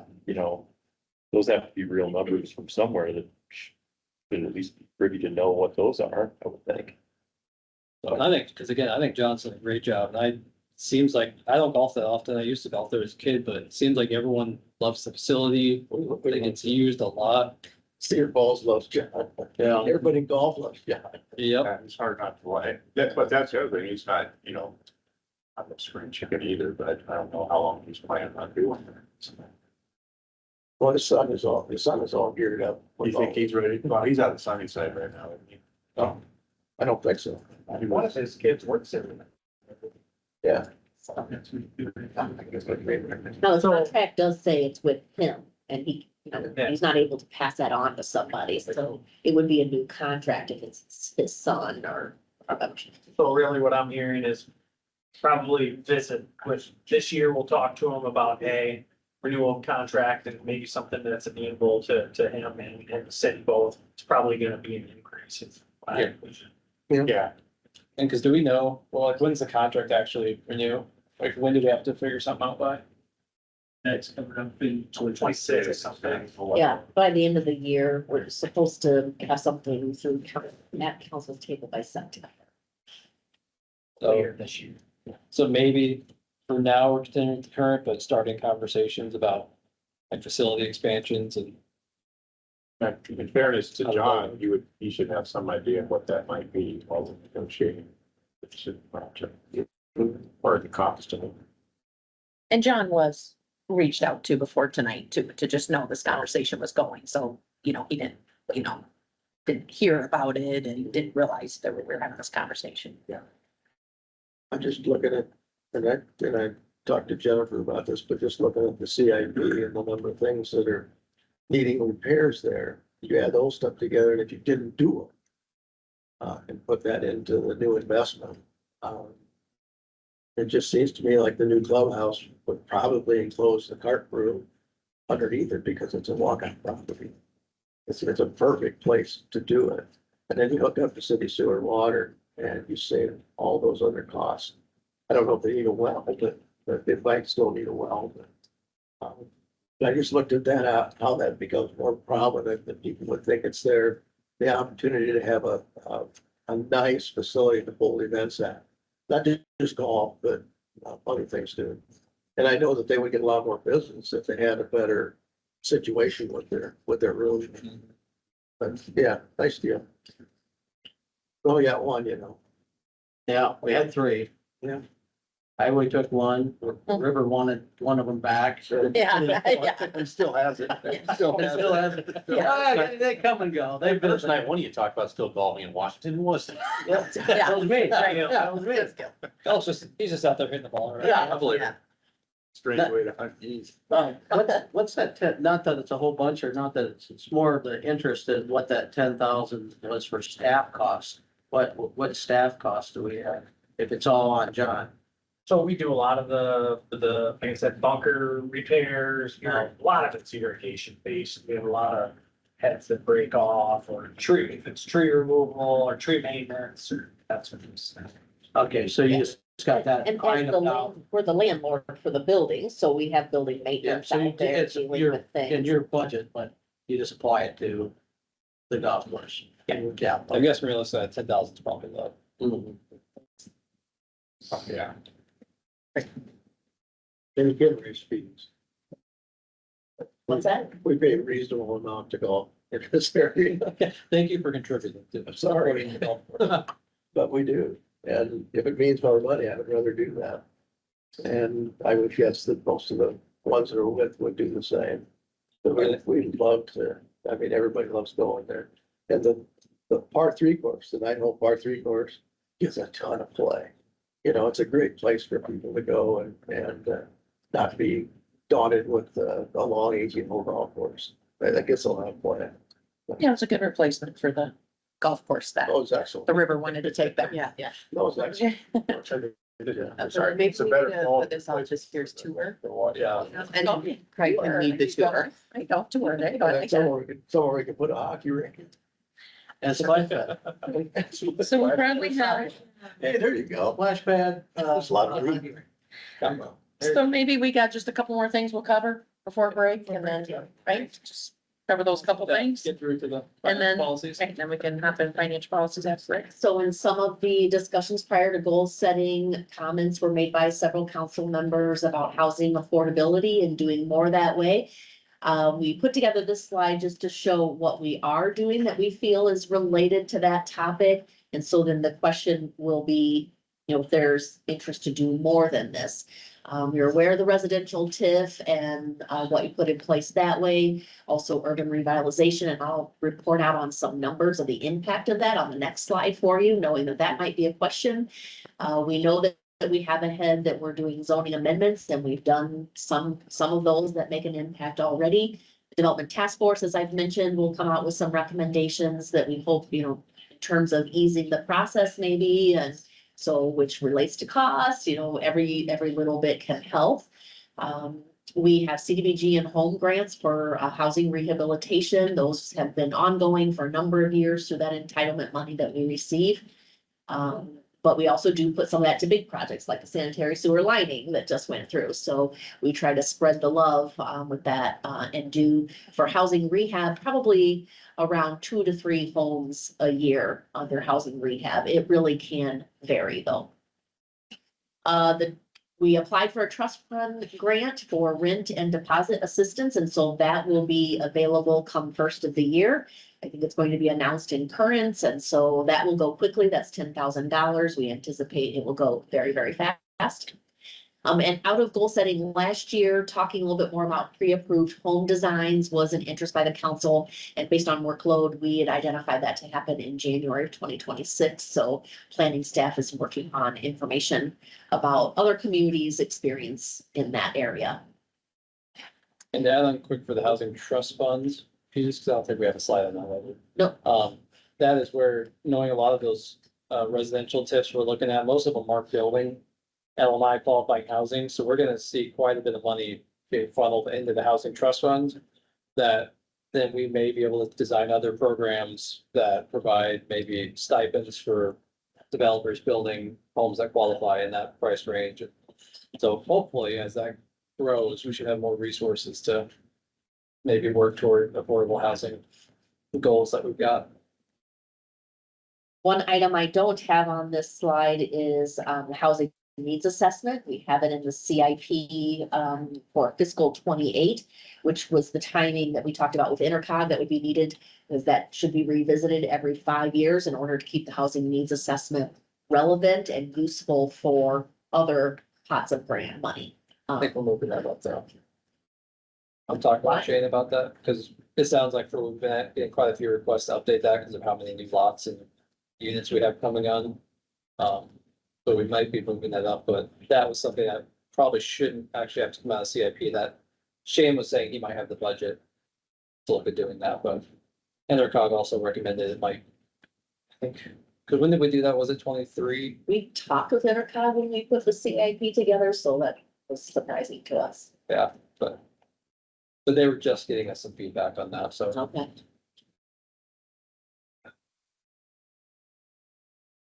Just some of the numbers, thinking that might be a question here. On how residential TIF, we have about 288 lots that have come on, either through approved agreements that we have or a couple that we're anticipating coming through. And under urban revitalization, we're at 263 lots with just a variety of mix of how those have happened that I just have on the slide there. So I guess, like I started with the previous slide, is council interested in seeing other things happening, or is information about what's happening and seeing that all together helpful, or what, any council direction? There's definitely something that came a lot, just in our one-on-one with everybody, that's a big key thing. We want to keep focusing on this, that ability piece. And I will say, thankfully, we, like just recently, a developer out of state reached out to Shane that does IFA, Iowa Finance Authority, affordable housing projects, is interested in doing a project here. Cedar Falls actually, according to the criteria that IFA uses to qualify which communities are good areas for their projects, we're one of the highest scored places, just because we have high average housing values, and that compared to our median income. So we're very well positioned to try and get some of those funds here, and we're thankfully seeing more developers interested in coming here for those projects. It's great.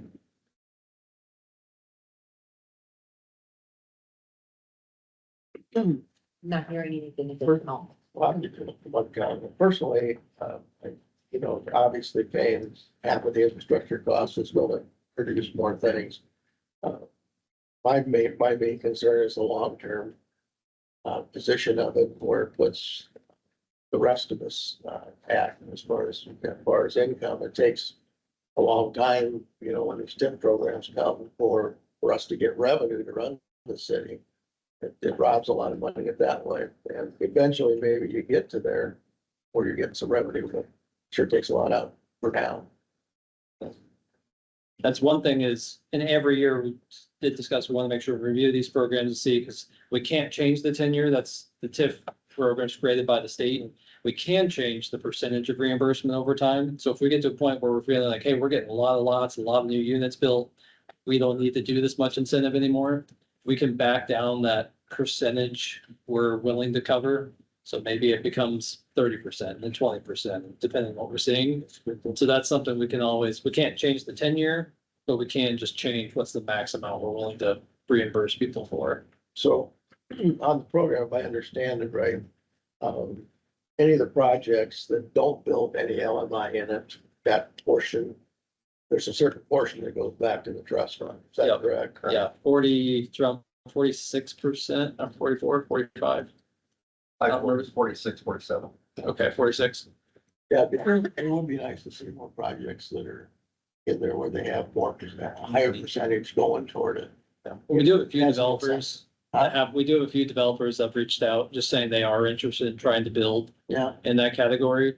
Some of them are looking for the smaller lot sizes. So that's one reason we're looking at that is we just can't offer that right now.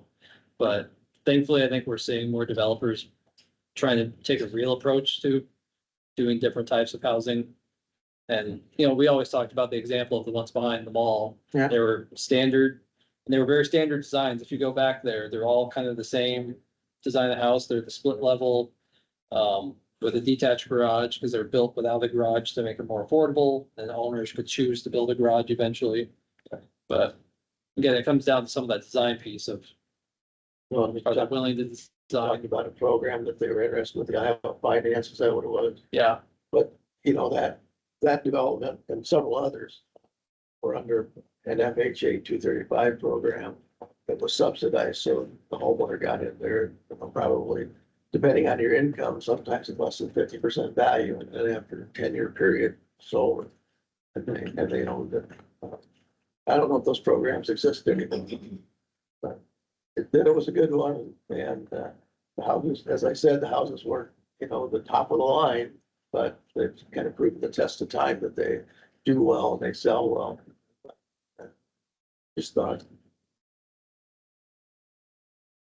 just go do and make sure we talk about it. My thought is leave the program still for this year. You know, we just got in place last year, but I do think that might be part of why we look at housing needs assessment. But once we get a feel for how many lots are we seeing come on, how many new housing units, do we decide, okay, we're starting to match what the demand is for new housing, and maybe we can start backing off of that.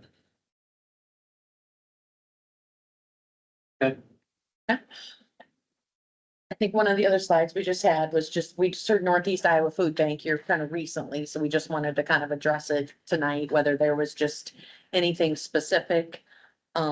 Council wanted to give any direction on, anything specific in terms of why we're developing, the budget to put in there. So just because there's just been some conversation with Food Bank, we just wanted to see tonight if there was any direction you wanted to give us. I mean, I think there's no doubt they're some type of another ask beyond the CPG dollars we're already given them. So this isn't going anywhere. I think we'd be remiss if we didn't at least consider putting something in our budget for that, because it's gonna be on plan to ask otherwise. Right. And I don't think any of us is gonna sit there and say no when they come with the ask. I think just have a budget. This is how I feel about it. I'm usually a person that would say yes. Who wants to say no? Yeah. But like, we can't backfill every single thing that is cut. I mean, it's just the reality, like. And we're gonna have more cuts from the state according to the governor, so like. I don't wanna say no, but like. I don't know, it's just, lowering taxes somewhere else to raise them. Closer to home. I mean, yes, I agree. The one-time ask, which hopefully was a one-time in my life thing, which I'm sure it's not, but yes, I've been thinking, what's that? It's a one time this year. Exactly, no, I know, and I say that, exactly, I know, and I don't wanna say, I want my neighbors to be healthy and safe, because then I feel healthy and safe, but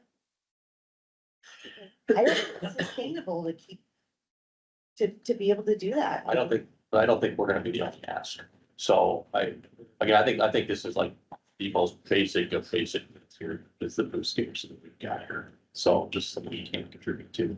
It's an immediate But is it gonna ever go, is it gonna be, like, I feel like it's, unfortunately, and this isn't the downgrading anyone, that's certainly not downgrading the food bank or any of their partners, but I don't know that, like, when does it stop? Also, my first thought is that I do worry because obviously every drop in the bucket matters, but in just knowing from, oh gosh, now I'm not gonna think of her name. The director, Barb. Like even she very clearly said, like, we can't backstop SNAP funding and all those things. It's such massive money. We can't do it. But it does suck when we're in the part where the state is demonizing local communities for raising taxes, so to speak. When they're the ones continually cutting the things that they used to pay for, and then we're the ones locally stuck with either watching people suffer. Yeah. Or figuring out how to address it. So I do hesitate only because we're backstopping what used to be funded through somewhere else, and then we're gonna get yelled at for being the ones to raise taxes. But so I would hesitate only because I think I share your concern that I do worry we're gonna continue just backstopping what else is going on.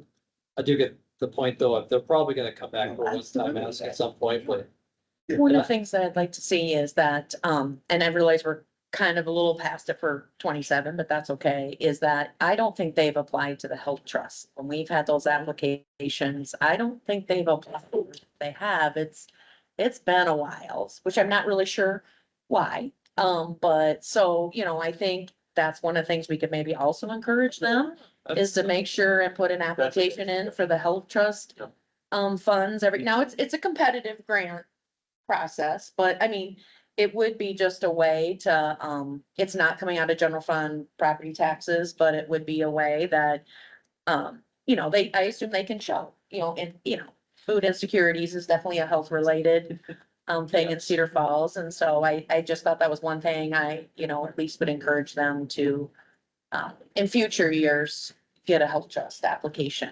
Yeah. And so whether right now the council's comfortable for, as we build the FY 27 budget, that we'll put a 25,000 in or whatever we want to say is the amount, just, we'll start there.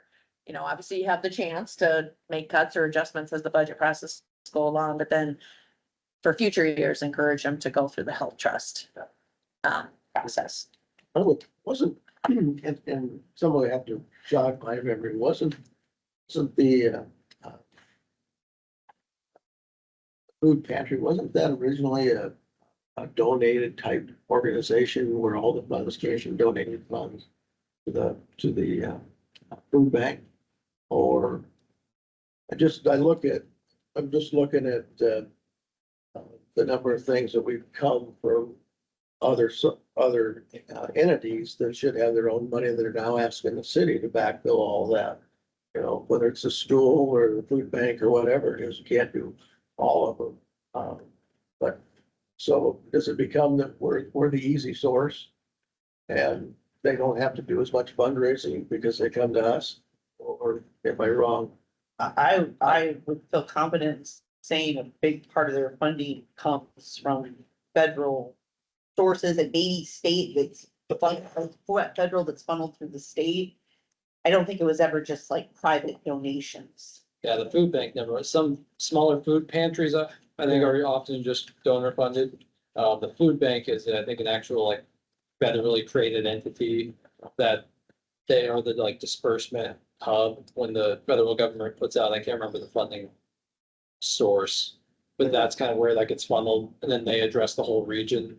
So the food banks themselves, I think, have always pretty well been, but they are not locally funded. They were created It's largely during the Dust federal funding. They're that created flows during into the the state. Dust Bowl. I'm not kidding. That's when. Yeah, that's true. Yeah. Yeah, so that is, we have never locally really been a key funding source for those places. I'd say to your question on if we're the easy ask, there's probably some educational entities here in this community that would tell you that we're not. I applaud that. I'm sorry, I'm not going to defense of, what you're not usually, I take your point. I mean, I was thinking about it, and Craig's point about what's inside of the food bank. I'm confident there are plenty of Cedar Falls citizens that utilize that place. And if it didn't exist, would the city of Cedar Falls had to have some form of necessity or desire or passion in the past, develop their own type of food bank, see if it could be something. And I think the answer to that's yes. And so I kind of feel a little bit of an obligation. When we first had that ask from them, I looked up the percentage of Cedar Falls, every student in Cedar Falls, because the school district has the information on the free and reduced lunches. And if you think it's 10% of the school population that avails themselves of that, you're way off. Okay. And so presumably a subset of that same number utilize the food bank or leave us to stop. Yeah, I kind of see it as an obligation. I know that, you know, they had other funding sources, but we could say the same thing about grants drying up for road construction or any other thing that we do where the federal and state money is drying up, we're asked to bear more. And then I lean more on Chris's point, which is, you know, food security is kind of a number one, right? And shelter and food and safety. And so I'm inclined to think we should bake it somehow into our budget. And I would like to know if they can figure out how much, you know, I don't want to say it's only, we only want to contribute what Cedar Falls people use, but I mean, it would help justify the number. So those are my thoughts. And Jen, I don't know, I don't have the background on it. I'd imagine that. I think the health trust fund proposal is a great idea. We're not betting that that's not gonna be a continual come back to that committee for the same. I don't think, I mean, I will say they do get a lot of reoccurring asks, you know, like NAMI comes every year and they fund a few thousand every year to them. So I would say they have some that are pretty reoccurring. So I don't know that they're My assumption would be it's necessarily gonna be- discouraged about that, like, you know, but, and to Aaron's point, they do on the application do ask, what's the population served by their project, Cedar Falls population served by their project, so they would have to show that on their application for the health trust. And also that fund won't always be there. Right. Willing. Yeah, this isn't gonna short the hospital. Yeah, yeah, this is good. Are we taking this out of Chris's paycheck? I'm just wondering. Now I can't talk, thanks. But I will say, I think the thing to also consider is that it's like the financial contributions go so much further than the food Yes. contributions. That's true. So, you know, it's like they, I mean, they have staff to pay, but also like they get food at a much different rate than we do. So, you know, it's like even just to say, okay, well, then like, let's encourage more people to do food drives or like, I mean, yeah, we should still do that, but also like, it's the money. They need the money. Yeah. So, It's like 3 meals for every $1. yeah. It used to be 4, Yeah. now it's 3. Yeah. Well, we can take it as the nice way of doing this where we say, well, the budget will come later, so we can just put it in and we can sure see where the best falls. This year, but then Yeah. we just thought for future years, you know, maybe encourage them to go through the health trust. Yes. Is there a dollar amount associated with this already or not? 25,000. We gave you 25, I gave 25, that's why I just said. But it's 25, 50, right? It was 123. Yeah. Can I say this other, and I just want to make a quick blurb about this, because I don't think maybe I wasn't aware of it, but the recent cold weather made me, remember the last few years, I think maybe it was the county that, maybe they worked with Waterloo, but we used to have a warming center like for overnight. Yeah. I don't believe they have that anymore. Am I wrong? Does anybody know if I'm wrong? I think it's gone this year. I find that terrifying. In Waterloo or Sioux Falls? Well, it was Waterloo. Okay. And you're talking about at the overnight, because obviously we Yes. provide things during Yes, our hours, yes, the exactly. library or So I whatever know we have warming, some but spots, you're but the other asking day about on an the overnight. news, they actually listed Cedar Falls, and I feel like they even said Waterloo. I feel like they said Waterloo, there are no warming centers, like, anyway. The one overnight, because there are places people can go, I think, during the day, but like, Right. when you talk about basic needs, I find that terrifying that people may have been outside the other night, and I'm sure there were. We'll say technically we do have overnight, so the public safety building is staffed 24/7 and it is open. In the entryway. And I'm not saying we have to, I'm just saying, as long as you're having the conversation, maybe this is, but I think some of the things is just to recognize that that may be a shortage. And like, if there's to me, that's a perfect, can the county and Waterloo and Cedar Falls and hopefully the whole, because it's not just the big city problems, it's really all of us. I'm not saying we need to do immediate action right now, but I think we should all recognize that that might be a problem. Yeah. And I mean, I think we can all, I see way more folks struggling, all around.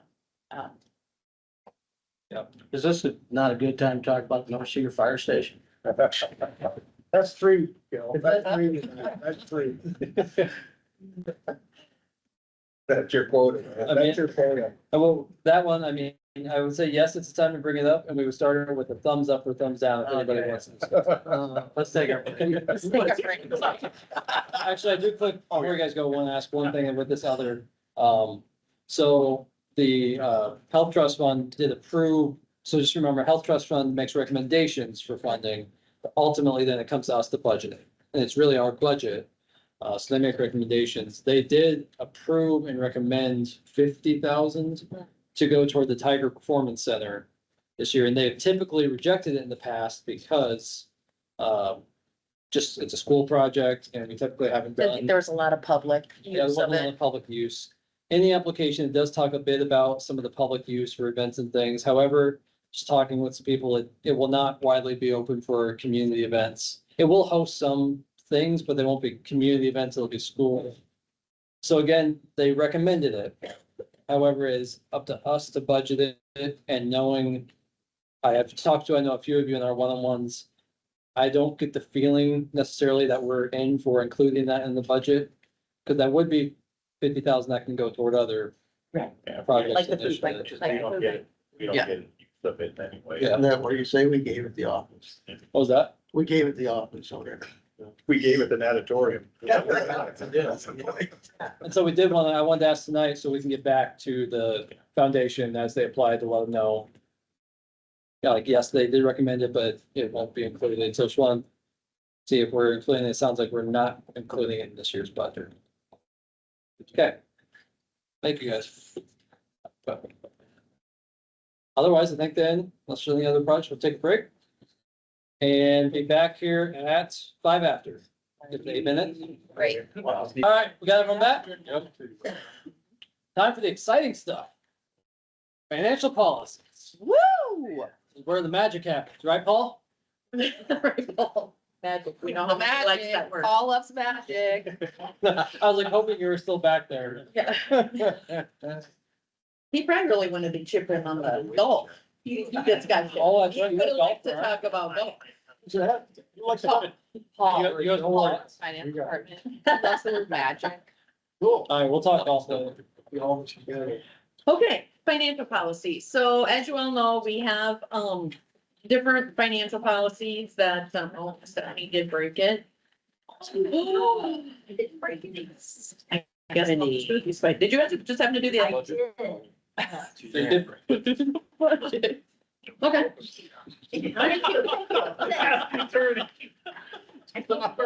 Well, we checked with our legal team. Way to go, Stephanie.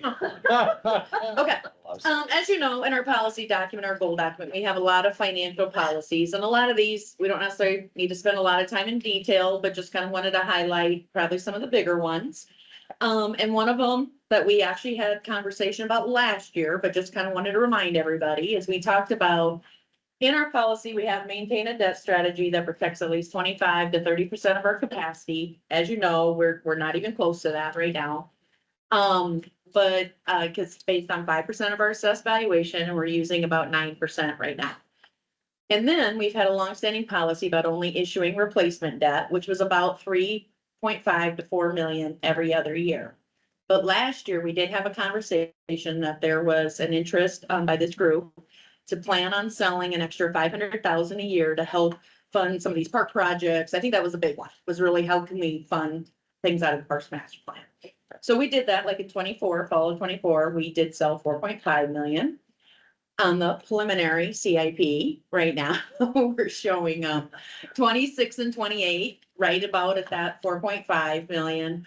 But 2030 is a little higher at 5.7. Now, somewhat drives that 5.7 is there's a fire truck out there in year 31, which we wouldn't necessarily make all that payment in 1 year. That might get broken up, but So as of right now, we are building the CIP right now based on that kind of extra 500,000. So just wanted to get, confirmation that people are still kind of good with that. Now I will tell you, so as we've been working on the preliminary CIP, GO, we kind of got settled. It's some of our other financing sources that are the problem. It's road use tax, it's general fund savings, rec CIP. I mean, those are actually more of our challenges on the CIP than it is the GO funding right now. But we will just continue to build the CIP, the one we bring back to you in January. We'll just plan on the same thing, the 500,000. Okay, all good? Yep. Okay. All right.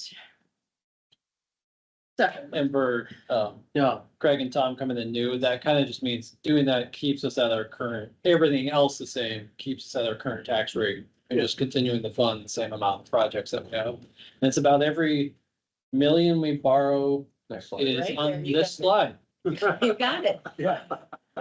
So last year, I think council just wanted to know that. What does it mean if we sell extra? And so that's what I had. For any extra 1 million sold, it was about a 4% increase on our levy rates. That's about an extra 100,000 in debt service each year.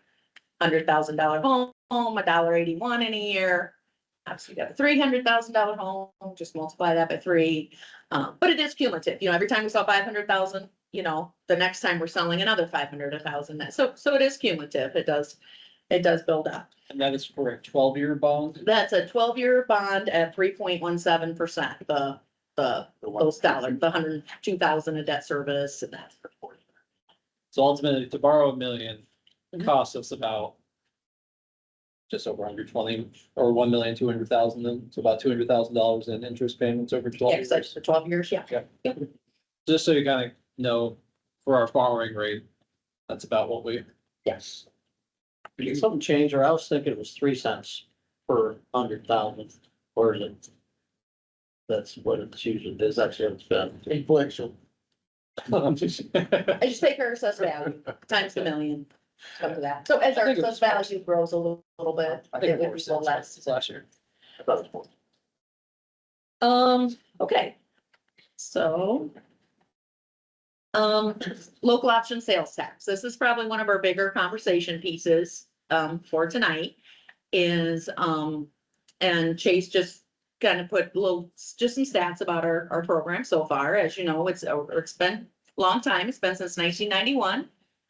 We've had times where it's been revoted and redone. And so in 2024, just a reminder that when it was voted on countywide, there is no sunset now. For many years, we had 5-year sunsets, we had 10-year sunsets, and now we're at a no sunset right now. But 100% right now is for that purpose up there that you see for reconstruction, repair, replacement of existing streets. It does generate about $7 million a year now. And so since 1991, we've collected about 148 million. You can see that we've 155 miles of pavement improvements since 1991.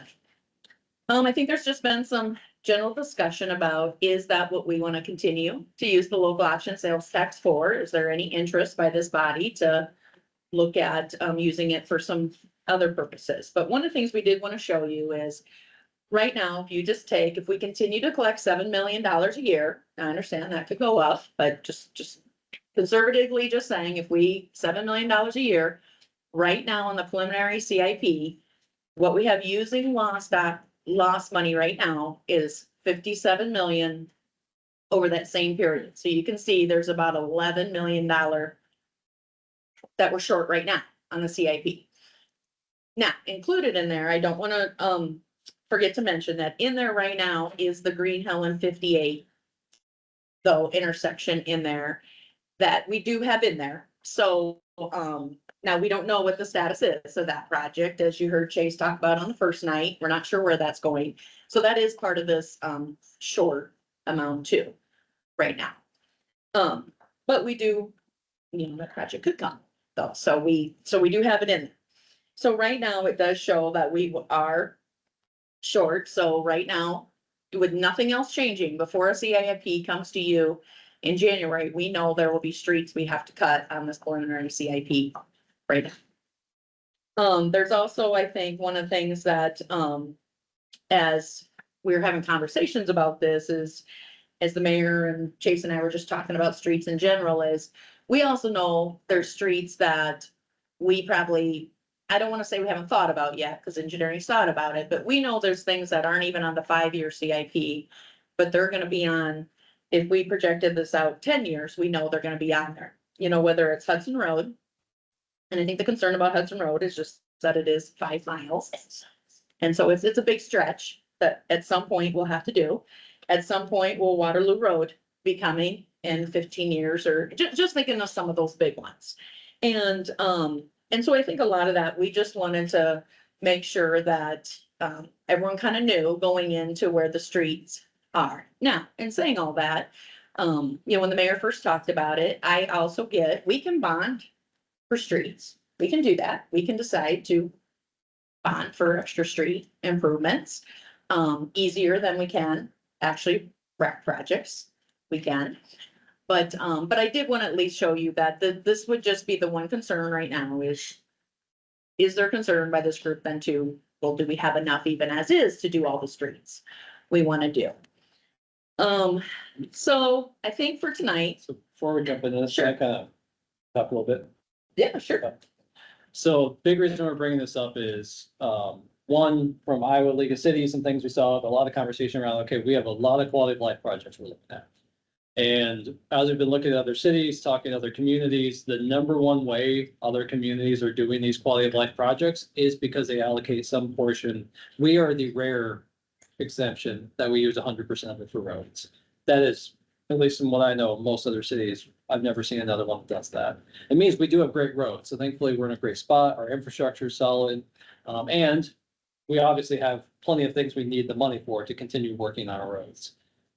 If we're going to meaningfully invest in the parks master plan, the quality of life project, have the recreational opportunities, in my opinion, we are going to have to reallocate some portion of this money. Or there's just no way we're ever going to get to them. We don't have the bonding capacity. We're limited on for quality of life projects. So you guys know, we can only borrow up to 900,000 on any given project without going to a referendum to ask the voters to do more for quality of life type of projects. Projects like infrastructure, there's no limit because it's a critical thing you have to be able to do. So most cities we're seeing, they're able to leverage these dollars to go after bigger grants and do things because they can match those. They've got the revenue to put toward those projects. So what I'm proposing and looking for feedback from this group is, and I've talked through staff with this a lot, and we have more details we'll have to pull together. So just looking for high level direction. Is I'd like to look at what it would be for us to take 25% of our local option sales tax and go to a referendum to the voters to request a change 25% of that to be can use up to 25% for recreation, arts, culture projects, which would give us about $1.75 million per year that could be allocated toward that. Doesn't have to be. But right now we are restricted to, we can only use it for roads, no other option. We could then open it up to be able to use it for other things. That would then give us that option going forward. We don't want it to go, because you can also designate it just for property tax relief, which really just means it goes to the general fund, but you're never getting that back out.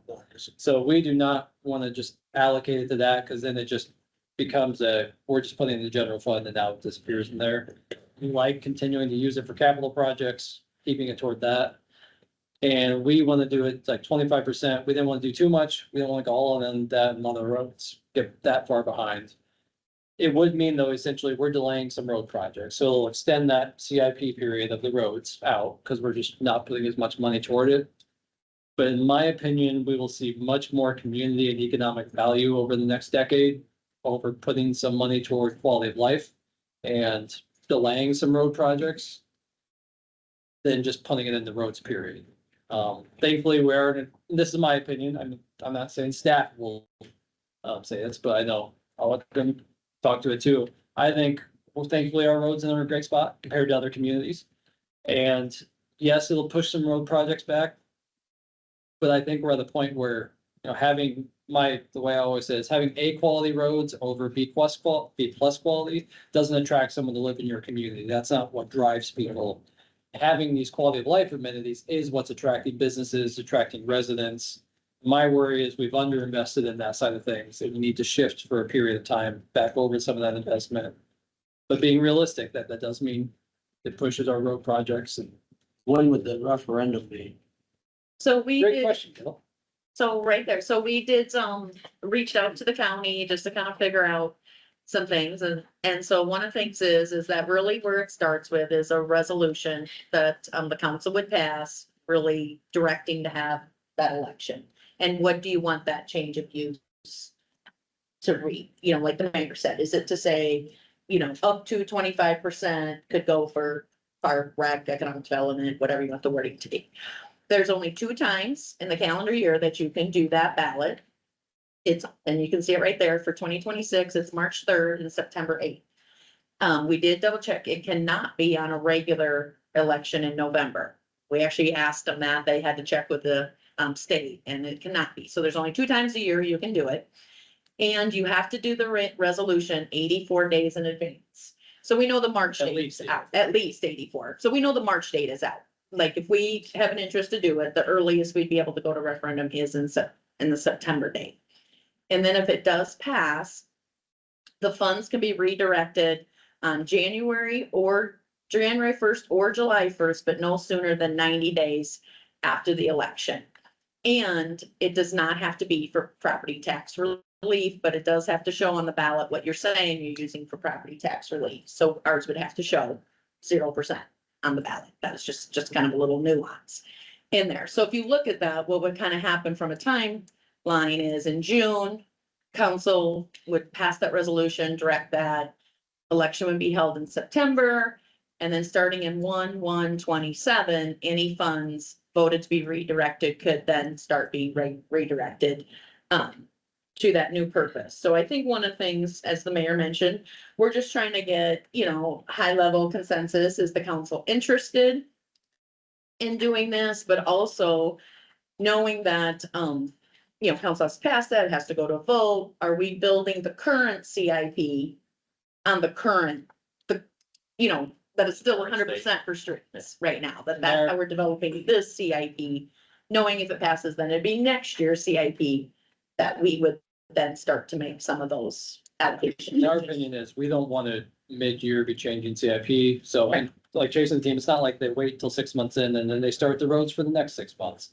Like they start those projects right away in the year, planning, design. So we would consider the CIP would stay like we're talking about for this next fiscal year. And then the next fiscal year after that is when that reallocation would. And if the group is in support of going that direction, we would come back with a presentation on here's how that looks for like what road projects get pushed to what dates. Also though, how could we see then using that in the next year's funding to move ahead some of these quality of life projects? So right now it's really just saying, are you interested enough for us to put in the time to bring back what does it look like if we go that direction? So the group can review and make a decision on whether or not we want to take that to referendum. Mr. Mayor, what would happen to this 25%? Would that go toward a specific project or projects in our CIP? Or how would that be? So it doesn't get lost. Yeah, so you essentially define what purpose it can be used for when we change the wording. So we could have it say recreation, arts, culture, and economic development. But then as long as you can justify it's being used within that bound, so we don't have to align it to a specific project. It just opens it up that it can go toward those types of projects. But I think also to Craig's point is like on the current CIP, like the current lost. Yeah. Right on the CIP, you know, it shows the LST and what street projects it would go to. So we would probably see the same thing. Okay. If it passed, is we would probably have projects on here that we would then show that LST, that lost funding of that 25% that's funding on the CIP. So it would be very obvious on the Yeah. CIP where we're directing that 25%. So we'd likely bring back a new CIP, Right. not for this Right.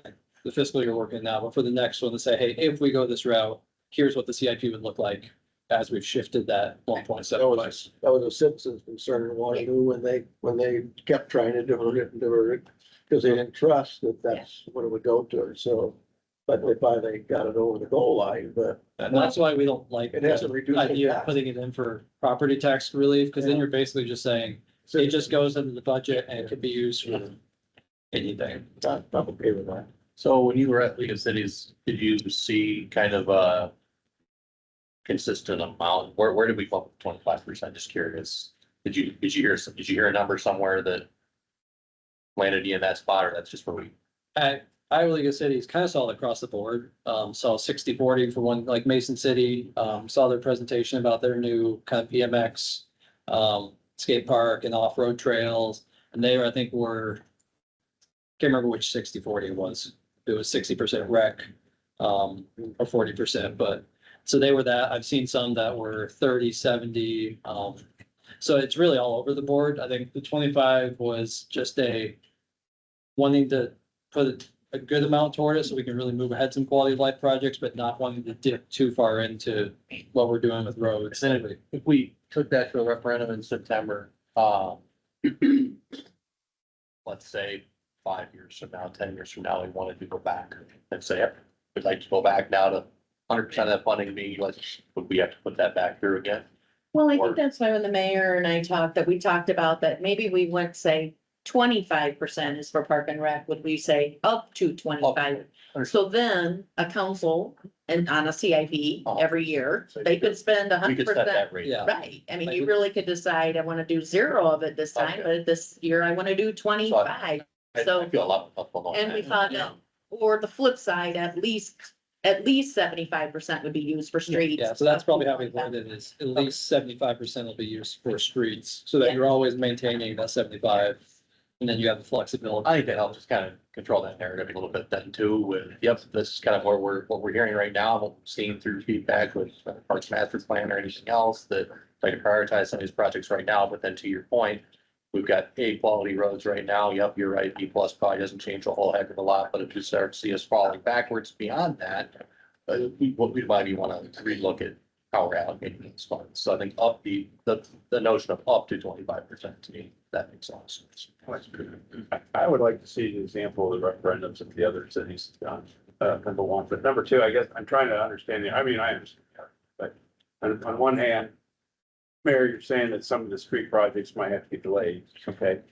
But on the other hand, we're saying that, we don't have the bonding constraint of, isn't 930, Jen? It's 935. 935, the bonding constraint on the street program, streets, because they're essential.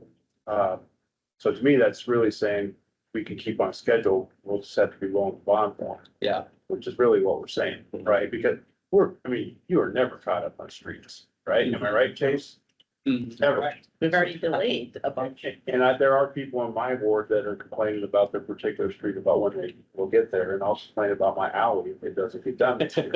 So, write that down. Write that down. Shane. But, I guess my point is really what we're saying is we're willing to borrow. I hope we're not saying we're willing to be further behind on our streets, because we are always behind on our streets. And the bonding capacity that we had up there, Jen, does that have the sewer in it, or that's a separate issue? It's a separate issue. I mean, that is one of the things with our bonding capacity that we talked about, is we could be using up geo capacity for our sewer plant, just because it might be cheaper to sell geo bonds versus go get a SRF loan or sell revenue bonds.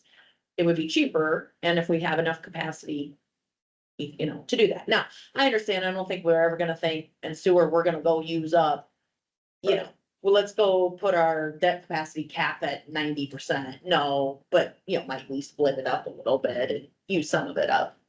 But then the other question I have is, what's the referendum look like? Because, I was kind of really happy with the last referendum, because we got rid of this, look every 10 years, look every 5 years. Yeah.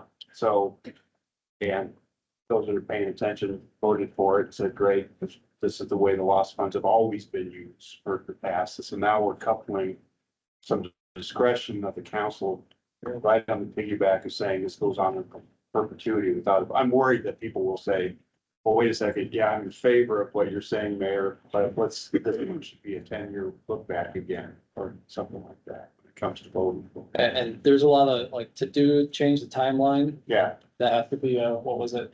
County wise. Yeah, it's a it county. has to be countywide. Yeah. Okay, so Yeah. we're not to worry about that. then. No. Okay. And I think the reason I think it's good timing is we've got the new strategic plan Parks Master Plan, like we can point to very strategic reasons. Yeah. Why we're saying now is the time to make this reallocation. And again, I want to be fair, and it is a trade-off. Like we are, and yes, we can bond, and we can keep, and we could keep doing the same amount of roads, just bond for it.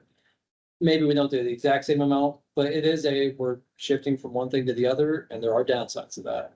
I think though the upsides are exceed the value of what we would lose on the roadside. At this point in time, knowing our strategic priorities. But we only have to bond for it if we choose to use above the 25, or bond more, excuse me, I Yeah. should say, for it, if we choose to use any of that 25% discretionary spending. Well, I think too, I mean, based on comments previously, I mean, million and a half, each of 3 blocks. Yeah. Are people gonna notice those 3 blocks, or are they gonna notice what you can do with that million and a half? Get you 3 blocks. The people on the 3 blocks are good. People on the 3 blocks are gonna notice. Your alley here. But I mean, it serves a bigger impact. I mean, Yeah. I'm not saying that it wouldn't suck to be on that 3 block stretch, but you get pushed out a year or two. And Right, and I mean, way through. like you look at that, I don't know how many of you guys read that brochure for the. Dash plan? No, from from the recruiter. I mean, it's like Yeah. paragraph upon paragraph of like the things that you can do in Cedar Falls. It doesn't say strong roads. Like, I mean, to Danny's point, it's like if we're trying to get new business to buy out in our industrial park, we're trying to, get more people to come and live here, to spend their money here, it's like to whatever. Nobody's gonna, I mean, it's like if our roads get really bad, like Chris said, then that's a different story, Yeah. but Yeah, they say crappy roads in America. Right. I would say, if you have bad roads, like it is a detractor. It Right. will drive people out. But it's like, if we can start to say like, oh yeah, I mean, we do have a splash pad and an ice skating rink, but also, like we have a new golf pro shop. We have, it's like we have the space to host, like traveling teams to play whatever sport. It's like you're getting way more people to come here and spend their money and see what our community has to offer. And I think in the long term, potentially that's gonna generate more revenue for us. So that is one piece of it too, is local option sales tax is based on sales tax. And if we invest in projects that drive sales tax, it will increase over the long term, the sales tax we're generating. Right. And potentially the property tax we're generating. That's why we do a lot of things. Jen, could you go back a slide? I got a question that just looked like, so is that, the council would have to do the resolution 84 days in advance? Is that the law? Well, Because- yes, Okay. so, Least 84. yeah, At least, because Right, I at just least, did the sorry. math on the dates on the next slide. That's exactly 84 days. So are we Right. cutting it too correct, close or? sure, I think she was just saying the deadline for us to do it. Right. Would that would be, be the latest Okay, we would do that. so You're right. we'll probably do it before then. Right, so we'd have to come Yeah. back with that, well, The longer we have to hold it back there, it's So, really- so I think, again, what I think like the mayor was talking about then is really directing us to come back with a presentation, obviously before June.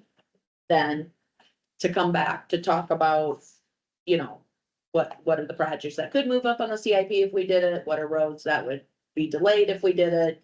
Did that presentation, so you would have an informed thing to whether to go forward with the vote or resolution or not. And are you feeling strongly that you are gonna make a stellar social media campaign to get people to actually show up to vote for this? are we allowed to? Well, and just remember, I mean, I think we gotta be careful about, I think we can get people to say to go vote, To vote. but we probably can't put out materials that say What to vote? why you should go vote for it and how you should vote and that type of things. Is this a 51% or is there a? 60, right? No, it's the majority of the last, the number in the last election. No, but I think what he's saying is the resolution, the referendum, does it have to be a 50% plus one to pass, or does it have to pass by 60%? Does that have to be? Like a 60%? school bond issue has to pass 60% of the votes have to be for, not just A 50. change of purpose, I think it's only a majority, I think. But I'll make sure, I'll check. That's Well, I like the way we're going better than what I thought it was gonna be, because I think with people's perception that these funds were for roads, that's what, and that's, you know, when you hear when they're not. But if it's their decision, you go, yeah, this is, we wanna see some of this stuff funded, maybe through this too. Then that's up to them, and then we'll deal with it, but, that really is the point of the referendum. right, It's making it go to the voters and say, we want your support, people approval. are saying, not just us.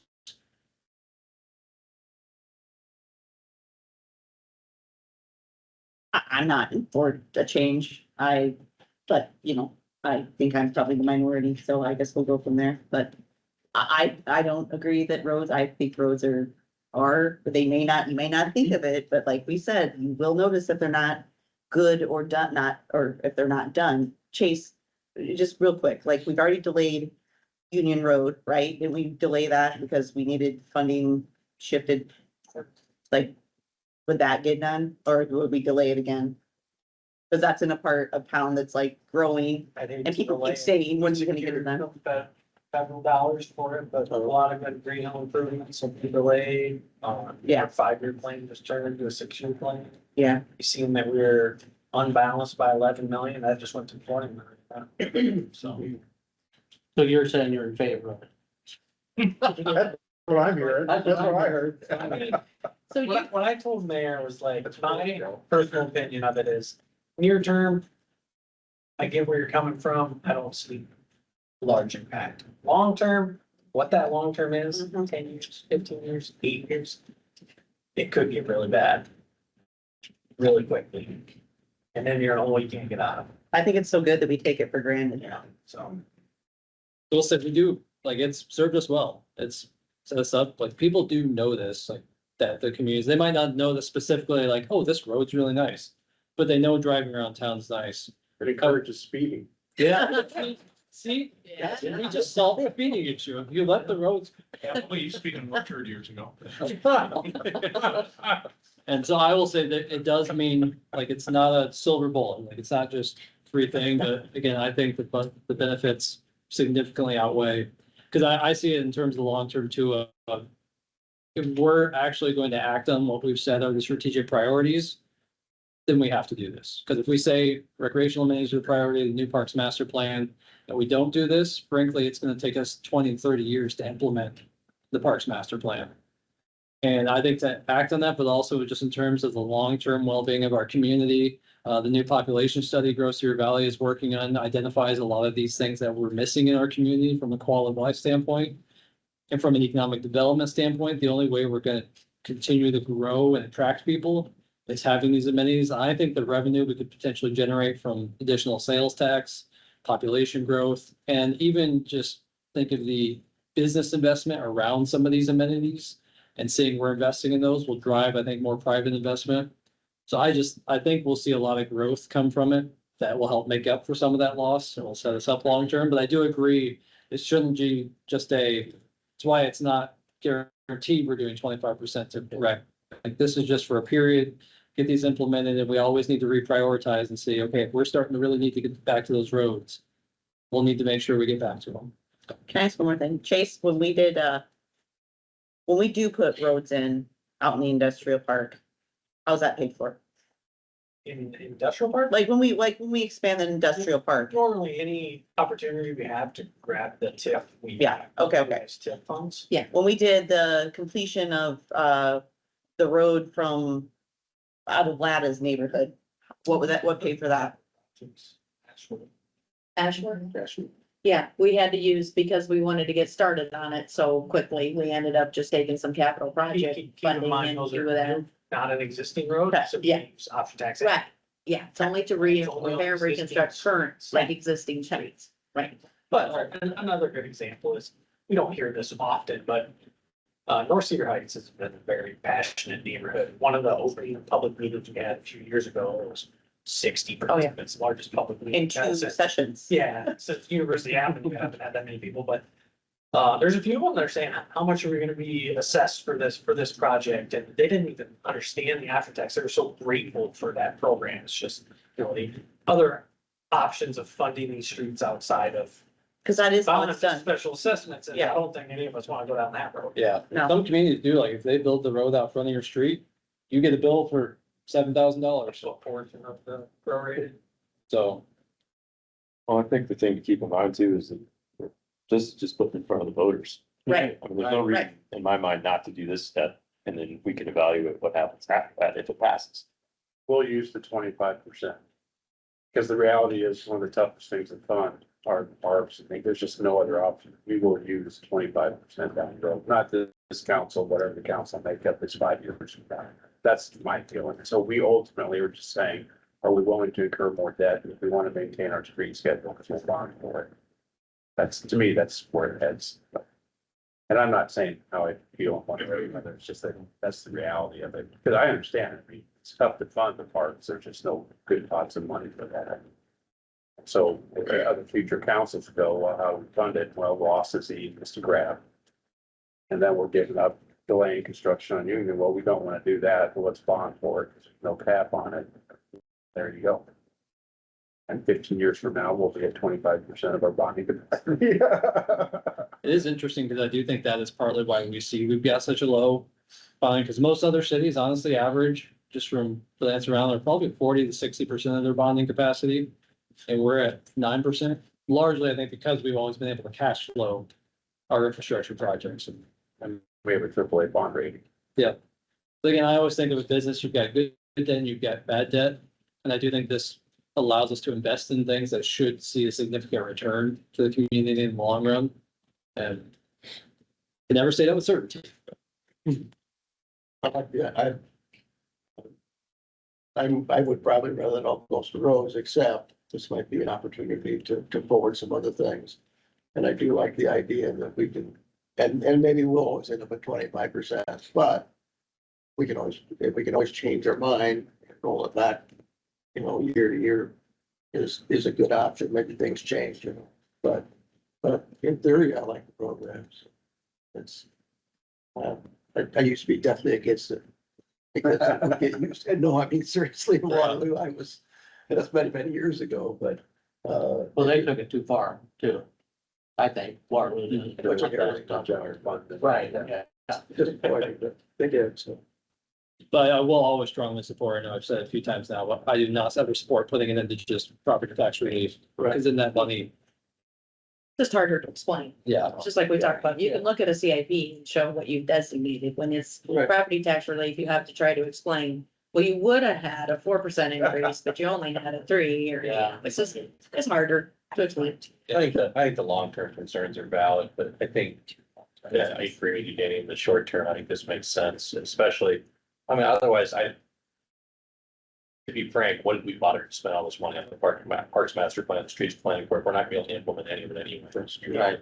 So, there are a fair number of naysayers in this community that will tell us that we spend a lot of money to do studies and do planning, and then we put them on a shelf and we don't do anything with it. So here's our opportunity to allocate some funding to do something with what we found out, what we heard from our constituents that they wanted. Yeah. So I get your point, Aaron, that in the long term, you're right. It may very well turn into 25%. You're right, we're bonding for it, but I think in the short term, this makes sense. And yeah, it's gonna be some probably not overly comfortable or pleasant conversations, maybe when it comes down to some of our budgeting stuff here in future years, because we don't have the money we had before for some of these projects, right? So we may have to look at how we're prioritizing things maybe a little differently, but I think in the short term, this makes a lot of sense. Okay, and you'll have obviously a chance to actually decide that, when a resolution will have to come through there.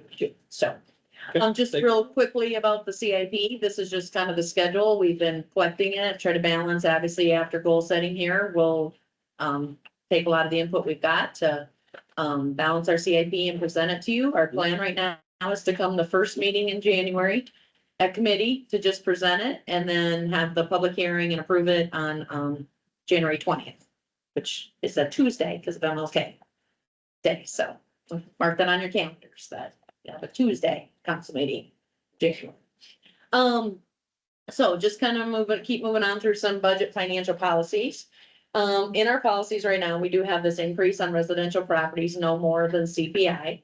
Again, I think it's been a goal. That doesn't mean that's what it's always been. It's a goal.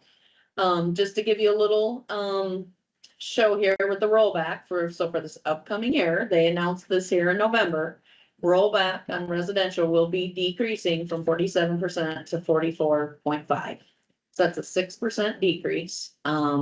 Tim Jameson over at the county, I did email him a couple weeks ago and said, hey, you got any kind of just preliminary, what maybe some assessed values are doing? Cedar Falls, he said he thought assessed values were maybe around that 10% increase. Keep in mind, 2 years ago, there was a 20% increase. It's 10, but we're losing right away. We're losing 6% of that, on the residential rollback. So as we all know, and have heard this many times, when that goes down, that means it shifts it over, that tax burden over to commercial. This is, by the way, this is the, second lowest residential rollback we've had in the history of the rollback. So 44.5 is the second lowest one. Just so to give you an idea that if, you took $100,000 home, if you assumed the 10% increase in their assessed value, you took the rollback, that means that an increase, and then just kept our tax rate the same, that would be a 3.28% increase on residential. So actually not that far off of what CPI is, right now. But, so yeah, just wanted to give you an idea on that. Just a reminder, just keep in mind for impact on community. So this is a continuing problem, especially for like our downtown, because it means commercial, industrial don't see that rollback amount. Right. So their taxes just keep going up. Right. But for us to just even collect the same amount of money, it means we have to increase the rate. Well, if there wasn't the valuation Right. change to make up that difference. But since the commercial don't get that rollback, their rates just go up. Right. Residential stays the same. So we continue to see as they keep lowering the rollback, it's really shifting burden under our businesses. And especially downtown, the assessment values keep going up quite a bit, and it's putting a lot of strain on businesses, because, so we're pushing, and this is what we're, well, I mean, they're gonna be doing a lot of conversation about property tax reform. But one of the things is trying to get them to just either freeze or get rid of the rollback in some capacity, because when they keep shifting it, it's just hard for businesses to plan on, okay, what's their tax is gonna be, because they keep messing with the formulas. If anyone wants to see the numbers, some examples of downtown, they're at the end of their letter. Yeah, the But main they're- streets. yeah. So yeah, so to Mayor's point, where a residential will see a 3.28% increase if we kept the rate the same, a commercial property will see a 10% increase, because again, they don't have the decrease in the rollback. Also, keep in mind, House File 718 will continue as long as they don't, I mean, they could be changing property tax, but right now, under House File 718, we will be, that's still that kind of ratcheting system down. So, we may be looking at only like a 2% increase in our taxable values, even though assessed values increased by 10%. House File 718 would limit our growth, and we could see only about a 2% increase in taxable value. So we're gonna have to see more of that right at the first of the years, when I usually get the actual valuations from the county. So we'll kind of really go strong there on some budget stuff. Oh, so I should be stopping it, everyone. I'm just assuming you want to keep these policies the same unless I hear different. Is that a fair way to do it? Okay. One of our other policies is to use backfill for capital projects. So just as a reminder, here's where we're at with the backfill. And so for FY 27, you'll see that amounts about at 246,000.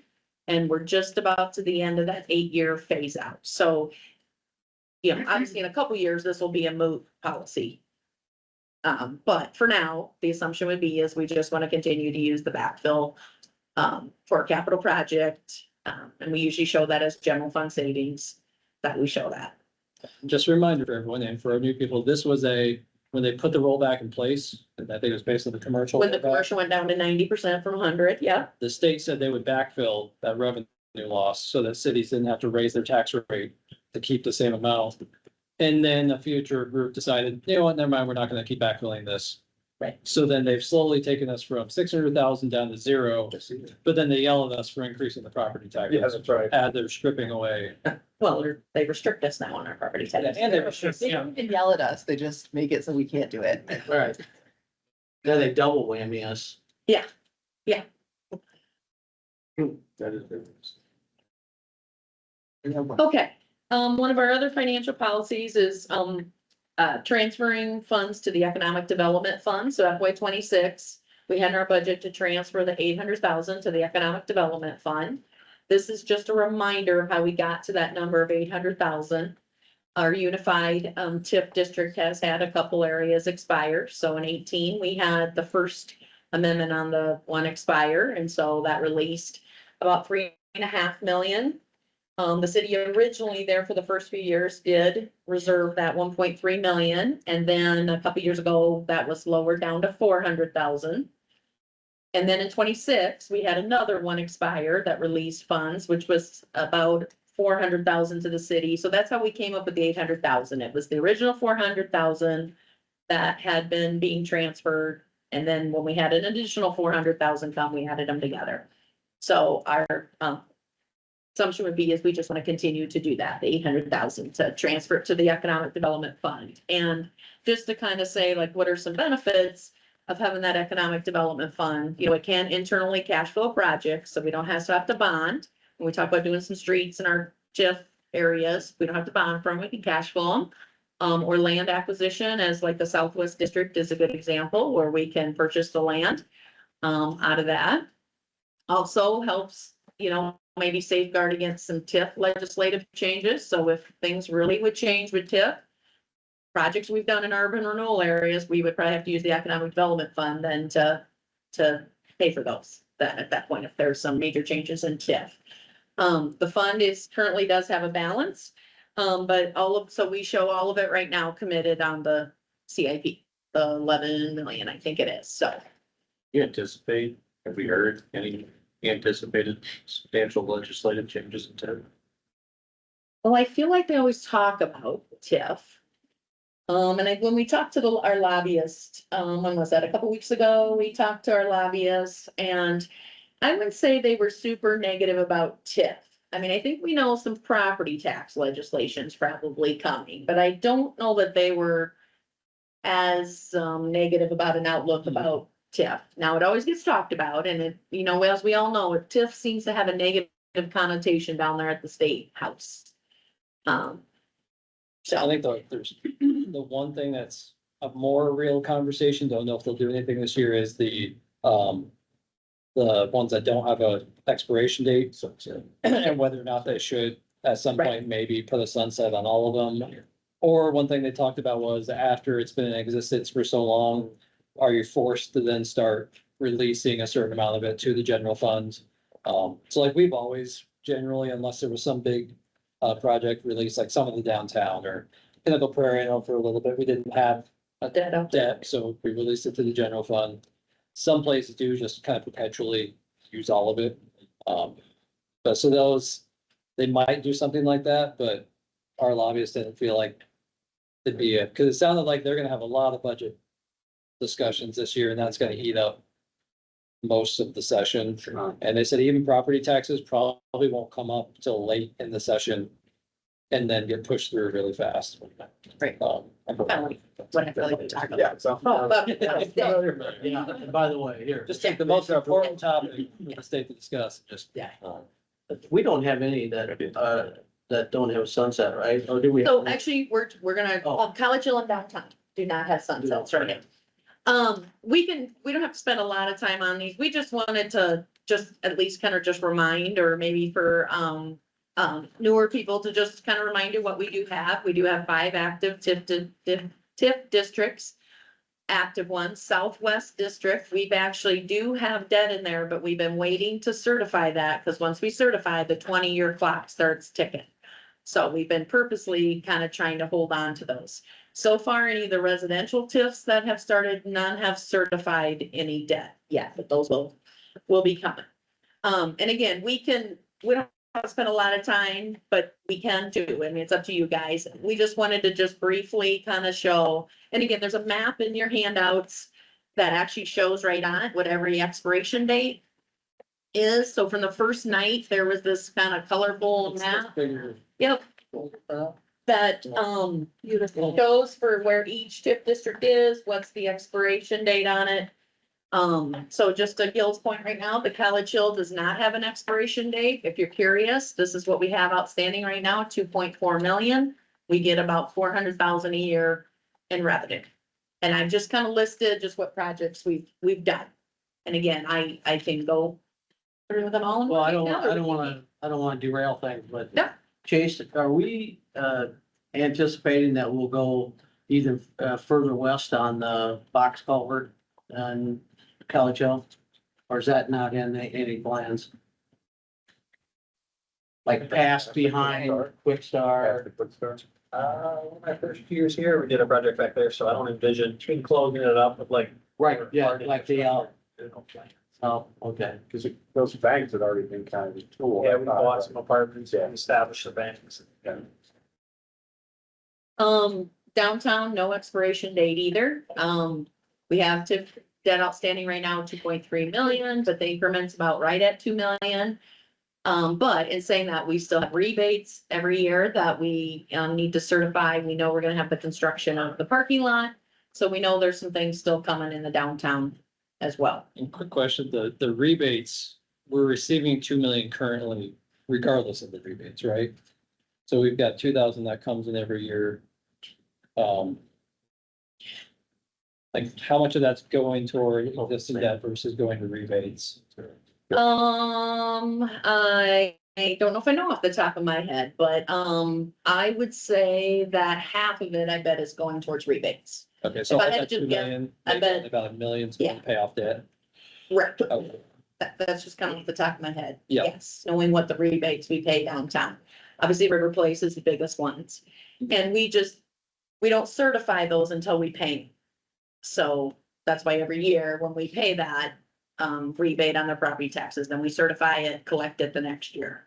It's not really debt, it's more, we're just refunding that back to them as part of the development agreement. Because we collected those taxes and, yep. Pinnacle Prairie, this is one that an expiration date is coming soon, 2031. So we do still have some debt out there of 1.5 million. We will be finishing up the Prairie Parkway and biking. That's what's on the CIP. For our project still to have some, but that is actually coming quickly. It's 4 years away that expiration date's coming. Just for information on the CIP, all of these projects we talk about are identified, like it'll say TIF dash, UN for Unified or CH for College Hill, so you can see right on the CIP what projects are funded. Southern, does have an expiration date in 39. Right now, we get about $1 million. We have TIF debt outstanding of 3 million. You can see some of the projects we funded. We know the biggies out there at the Gibson Site development. I mean, that's the big expenses going on, out there in the south. The Unified is probably really where the story is, and that is, it has varying expiration dates because of all the amendments. So you can see there's some at 30 and 33 and 40, and you can see those on the map. We get now about an increment of 2.9 million, but like 30, some will start coming off. But as you can see, we have debt outstanding of 28.4 million out there. So our concern is will we even have enough to pay off all of our expenses out there? So that's why you can see upcoming projects down there is blank. Because really at this point, we probably can't afford to do more projects out there with the increment. So like Kelly's question, Viking wrote, a lot of those projects right now, we've been able to fund out of the TIF district unified, but really future ones, we know we won't have enough increment to do that out there. Green Hill and 58 is another perfect example. We could pay for that out of the TIF. It's in this TIF district, but we don't have enough increment anyway to cover it. So that's unfortunate. That would have been a way that could have helped, pay for that project, but we won't have enough. And we did Debt use out this one to pay for the last highway. Yep. Exchange at Viking. Yep. So that's a big part of some. Yep. Yeah. And the big part is the CFU debt, their electric expansion that they certified. Which under here. project was that? I'm sorry. That's 213. Walter Scott, yeah. So that's a little bit about TIF. I know I kind of went over quickly, but I knew a lot of that people probably already knew, but it was more just kind of a reminder or in case people had questions about TIF. Other just financial policies, cash reserves, we do like to keep that at 20%. It says 15 to 25, but try to keep it around 20. This maybe is gonna generate the second kind of topic that we might want to discuss, take some time to discuss tonight. So as many of you know, we've had what we've called an emergency reserve fund. And we have a policy that says we want to try to maintain it between 1.5 and 2 million. This is the fund that we've really used over the years to help cash flow FEMA reimbursements after flooding events. The good example I know I used to give is in 2008. I mean, I don't think we saw a penny from FEMA until probably 6 months after. We probably cash flowed 6.8 million before we saw a penny from FEMA. So one of the things that council's provided direction in the past is that's our policy, but to try to keep it around 2 million. So right now we have 2.6 million in there right now.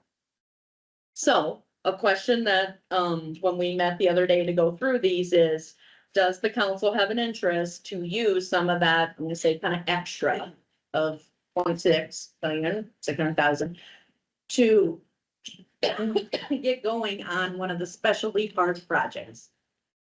What's that 0.6 million? What's that 0.6 million, Danny, costing us? If we leave it there, or if we use a $500,000 from somewhere else or bond for it, so, that's the. Right. I think, and the very clear reason this guy brought up when we talked is, we kind of talked the last meeting, pretty clear direction, we want to get moving on splash pad type of thing. We've got $600,000 sitting in excess of what we have a policy to say we want sitting. Do we want to say, let's move ahead with allocating that towards some of these park projects that we have, like we've said, we want to get moving on? Knowing it's by policy, there's no reason that we need to have that there. And I don't know how we got to 2.6. Well, that was just interest income that's Oh, yeah. accumulated. Also, it kind of dips a little bit because as you do a project, like we've just done some of the property buyouts, some of those that, you kind of cash flow it for a little while and then you get the reimbursement. But some of it's just interest. Almost been sitting there. I know when we talked about it, one of the things we did talk about it when we had this is, are there some upcoming buyout projects? Hey, thanks, Chris. It must be Stephanie on the mic, right? Just keep blaming her. I tried to disinfect it.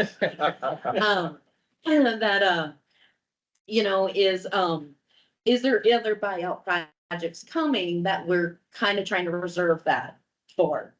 Because over the years, we have had some of those that we know we're interested in. And we know that there could be an opportunity for some commercial buyouts. And usually with a buyout program, we may get funding that's like 80% and a 20% match, or a 75-25. That's usually what they are. But my point is we didn't see that there's necessarily some big buyout projects that we felt we really need to keep the 600,000 for. I mean, there might be, we don't know that, but, so again, that's why we just wanted to pose that tonight. If there's an interest to specifically put it towards a certain project, just generally about park projects. I know last time there was, a lot of discussion about the splash pad, ice rink, some of that Birdsville Park stuff that is there. A direction.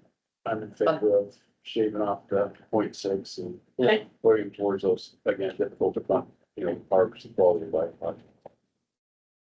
Thank you.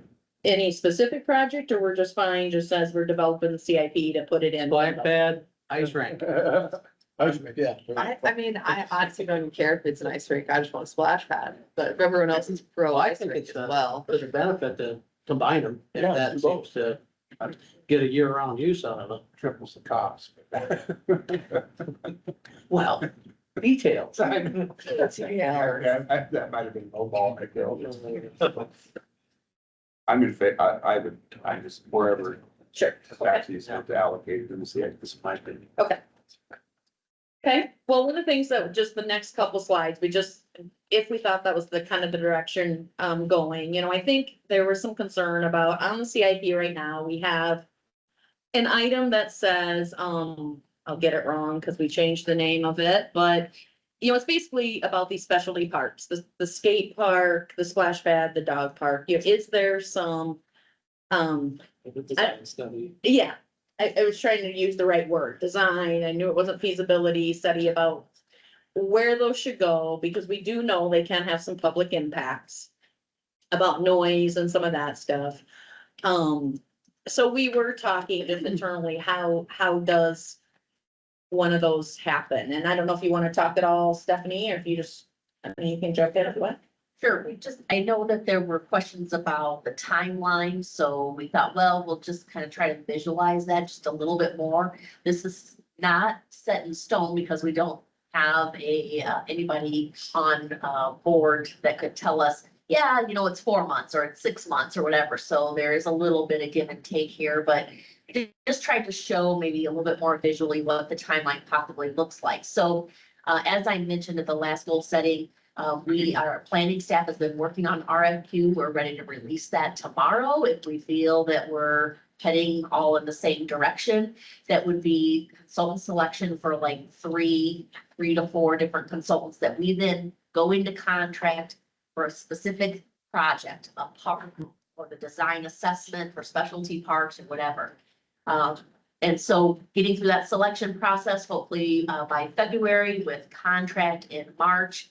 And then we move into the assessment, giving it, 6-7 months, whenever we get into contract to, so that puts you into around September. Well, you're not building anything in the fall.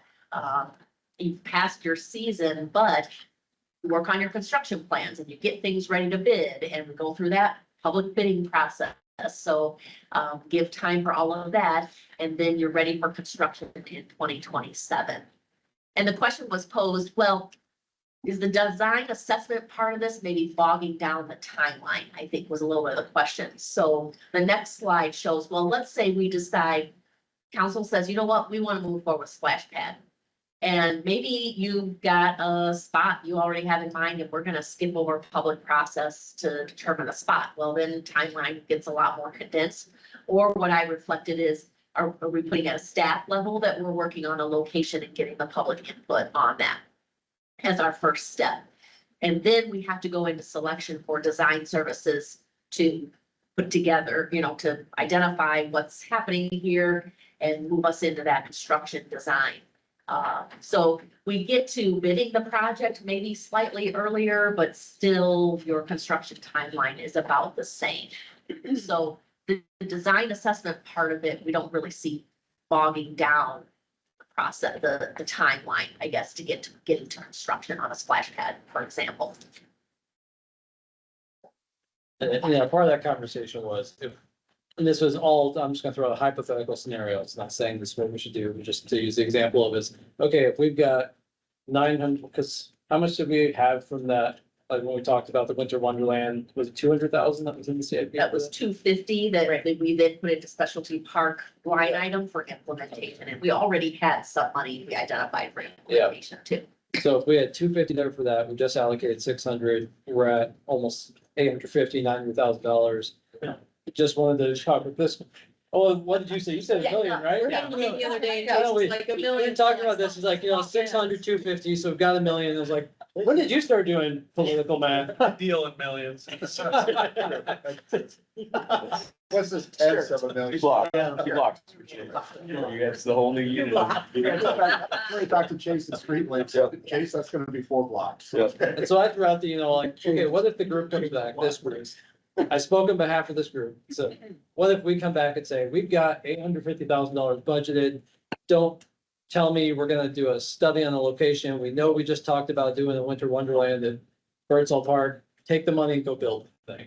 Like, okay, what's the timeline on that look like compared to if we get the public input and a design study and that's where, because I would frankly was kind of coming from that of like, do we need a design study if we know we're talking about Birdsall Park? We would still, I think, probably want to do public input, because I think anytime if we just decided right here, we're building it at Birdsall today, go get the bids, you'd probably still get public pushback just because there was no public conversation about this to begin with. So kind of just wanted to get your guys' thoughts on Cause we could just say, if we wanted to, screw it, go spend the money, get the construction bids now, and let's see the design for this combination splash pad, skating rink project, and go straight to design and construction bids. Again, does it expedite the final construction much? Probably not, because to be able to get under construction next year, even if we said that today, is probably tough. But I think regardless, you're probably trying to start construction early as possible, 27, hopefully have it constructed for that. Maybe a little bit of summertime for the splash pad, and then the winter you have it available, but just wanted to get your guys' thoughts on that. Once we realize we might have more money available this coming year than what we thought to move on something. So if you don't have the design study, what's the process? Just build the plans and bid it out? Is that what you're saying? That's the I think process I right think there. it's right here, Greg, a little bit. In other words, we feel like we would still try to get some public input. So we're gonna still spend a couple months doing that. You know, now you gotta get on RFP, you're doing design, you know, so, you know, that all takes some months. And so I think that was the point is you're still probably realistically seeing this in 27, not 26 happening. So. Really, the discussion is location, right? Generally speaking. Because really, I think that's the difference is doing the design study, you'll have a more fleshed out process around talking about locations, all these things, not just of necessarily the splash pad, winter wonderland magical combo, but also the dog park and some of those. And we talked about, you know, dog park and what's the other, a skate park, both probably are a little more touchy on where you put them. Yeah. The splash pad, All those cars are coming to my neighborhood. well, Herzl, That neighborhood is Already, yeah. Herzl we know is kind of a safe bet as a park. It's already a park. There's already a lot of traffic. But again, So do was we know Orchard that? Hills, or Orchard, so the pickleball park. yeah, gateway.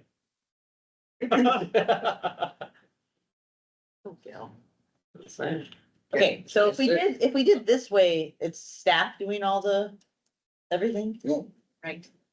So then we'll put the rest of those other two projects we need to put on hold. Hey, Remind me or of the we'd other two probably still projects, I'm do so the- sorry. That were in the design. The assessment. skate We were park and trying the- to- Oh, yeah, yes, okay, yeah. We were trying to get three things going. Together. Right. Yeah. And I can't Conceptual plan. Yeah. remember, would it be the same firm doing all three projects, or were you thinking we might get different? Same firm doing a design assessment around all three of these, looking citywide about each of them. Yep.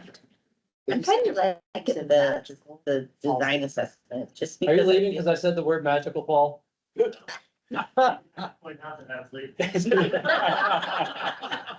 Paul. My fault, thanks for staying late.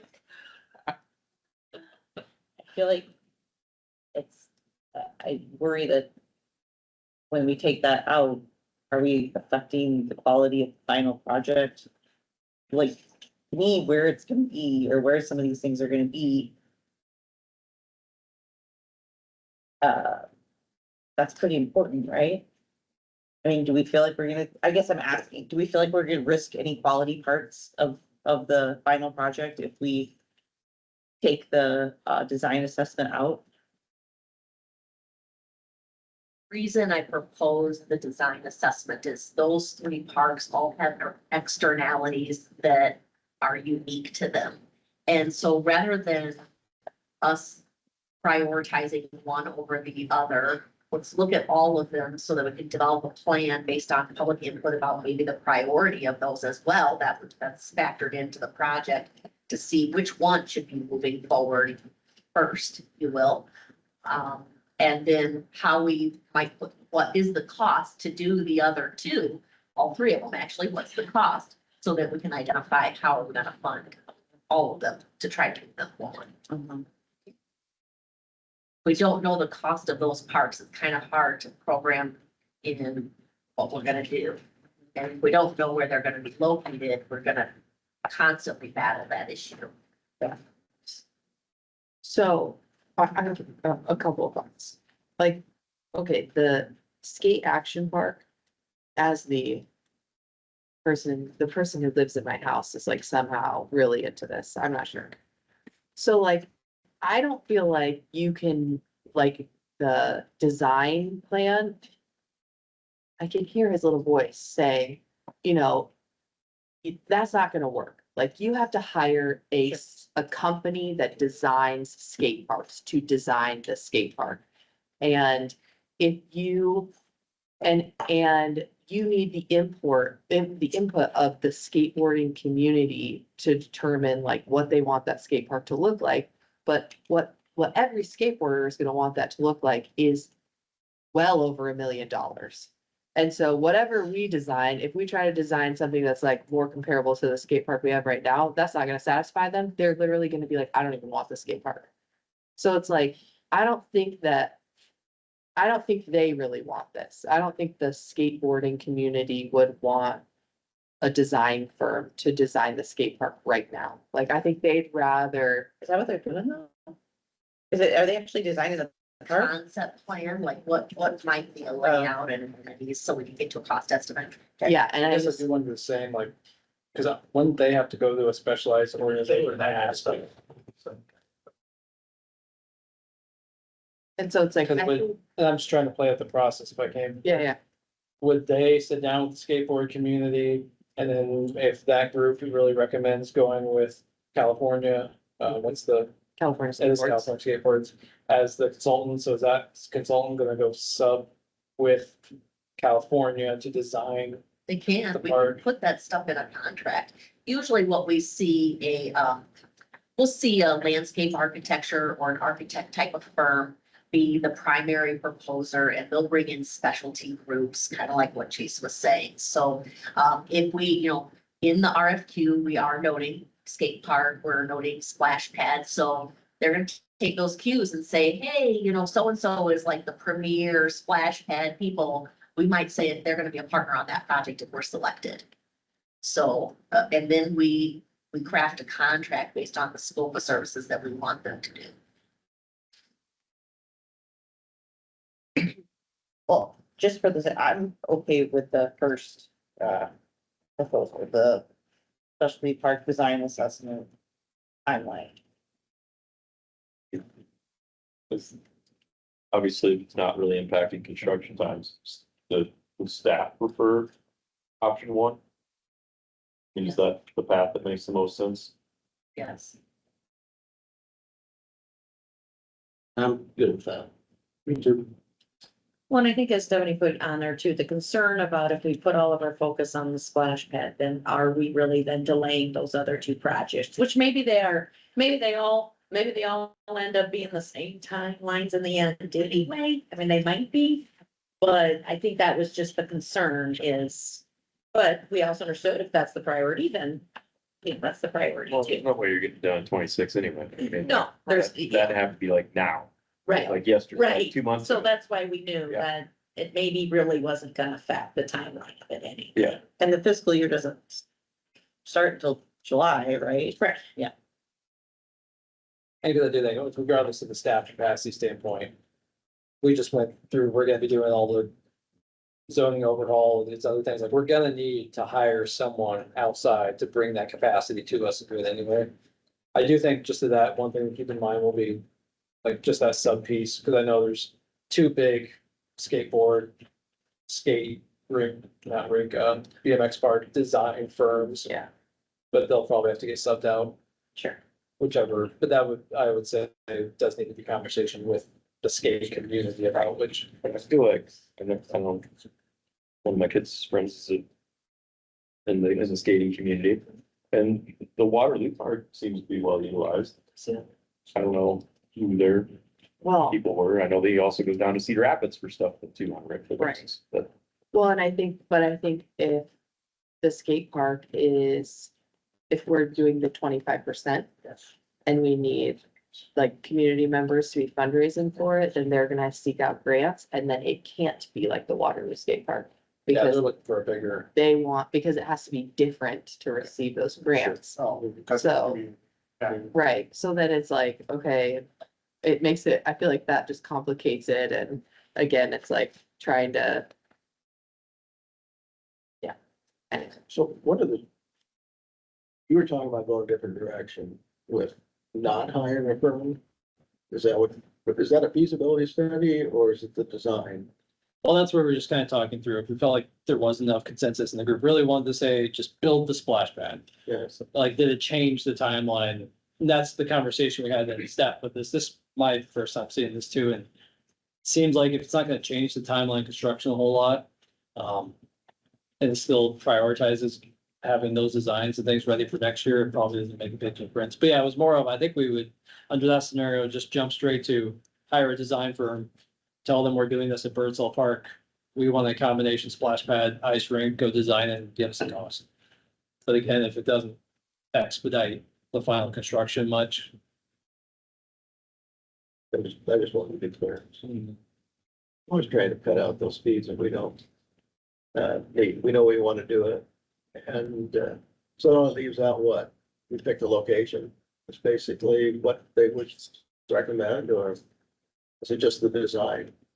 Cause I'm guessing for the splash pad piece of it, they'll get public input, look at maybe a few locations. In the design assessment, they'll be, evaluating the infrastructure available for any one of those parks, what types of externalities, people are, don't like the noise of a dog park. So, well, what location, policeman's park, maybe, for example, if we're decommissioning the playground equipment, maybe that's the spot for the dog park. I don't know.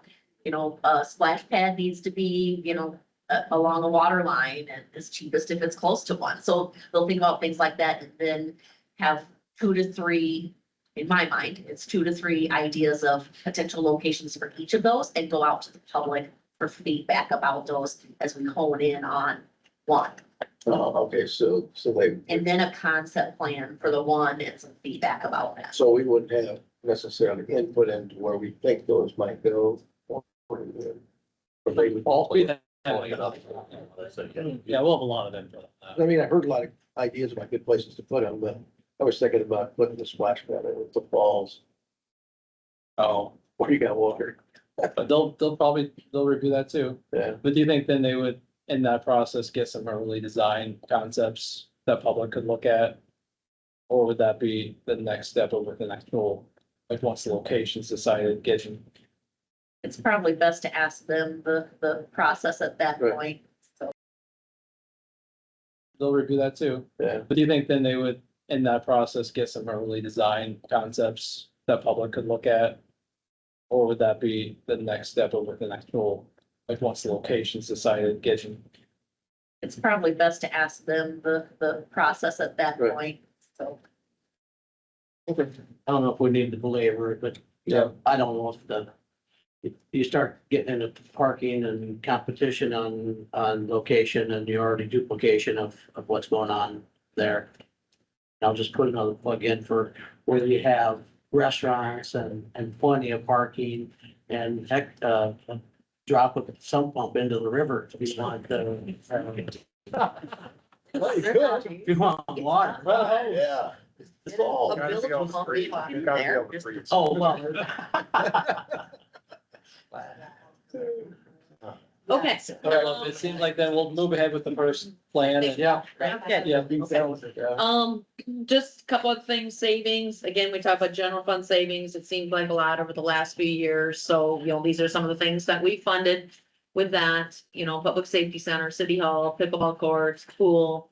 May remember a few years ago, we had a lot of discussion about our health insurance fund, but now we budget kind of closer to those costs. And so that's helped that we haven't had to transfer any funds to support health insurance over the last couple years. But again, the policy would be assuming that every year at the end of the year, if we have general fund savings, that we would save that then for a one-time capital project.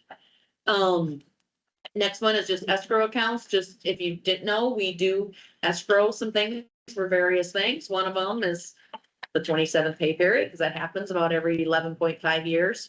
And, there are some of those things that, I had to calculate that once for a union thing, but, anyway, we do reserve a lot of those things, escrow, so we limit those kind of fluctuations in one year, that we're not just that 1 year, we have to pay for an extra payroll, we save up for that, and that's how it works with vehicle replacement and a lot of those other things, so if we're all good with that, we'll keep doing that. Gaming. So just a couple, just other things, gaming, we already really kind of talked about that a little bit the other night. We do coordinate, centralize, requests for grants. You heard us talk a little bit about that in terms of the Hearst Center and some park projects. We're not sure where gaming, is gonna land on funding some of those.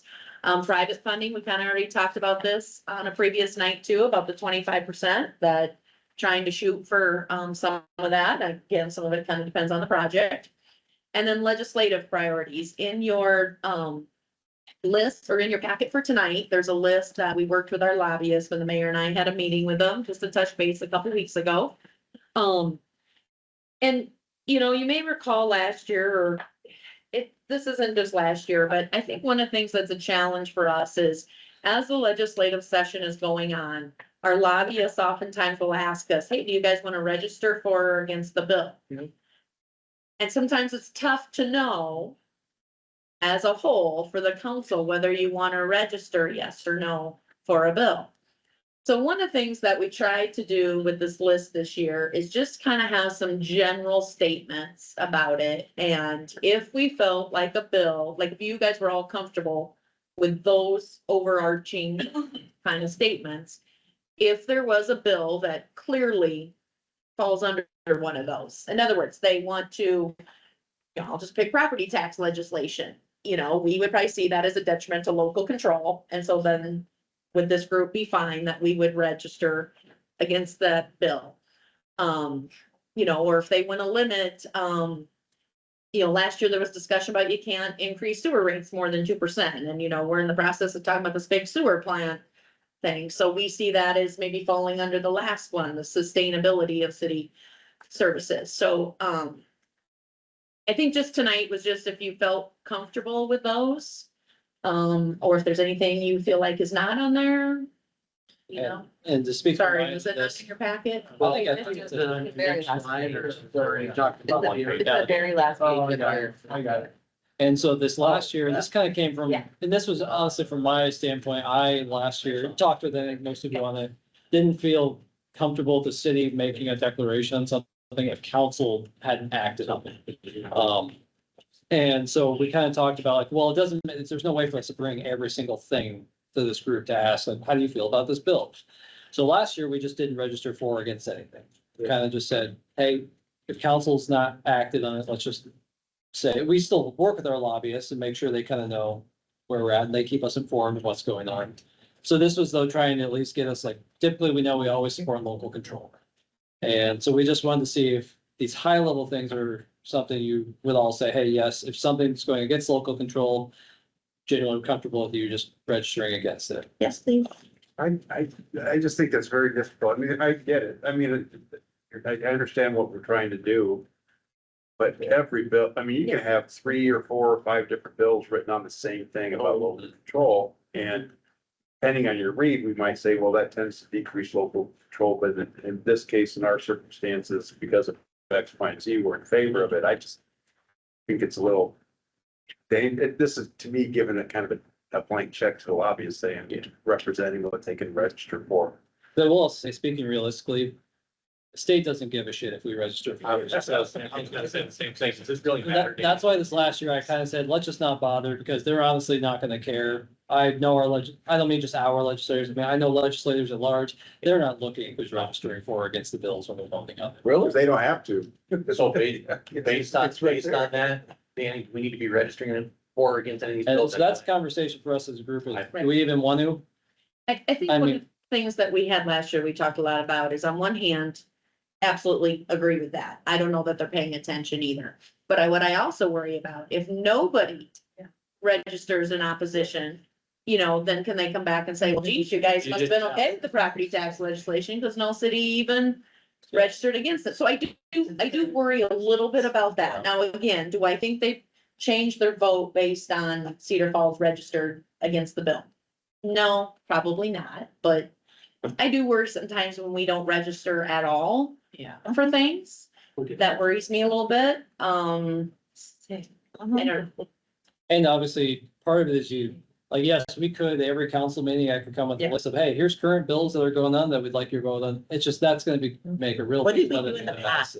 Other than like the last few years, So, what happened in the? Prior to last year, I'd say our lobbyists would usually reach out to us and say, hey, here's this proposed bill. How do you guys feel about it? Are you comfortable, yes or no, registering against it? And they usually sent that, whether it was to Ron and the mayor and myself. But I think what got to be the concern is we were maybe telling the lobbyists, yes, register against that. I'll pick property tax legislation. We probably saw that as that's a detriment. We should register against it.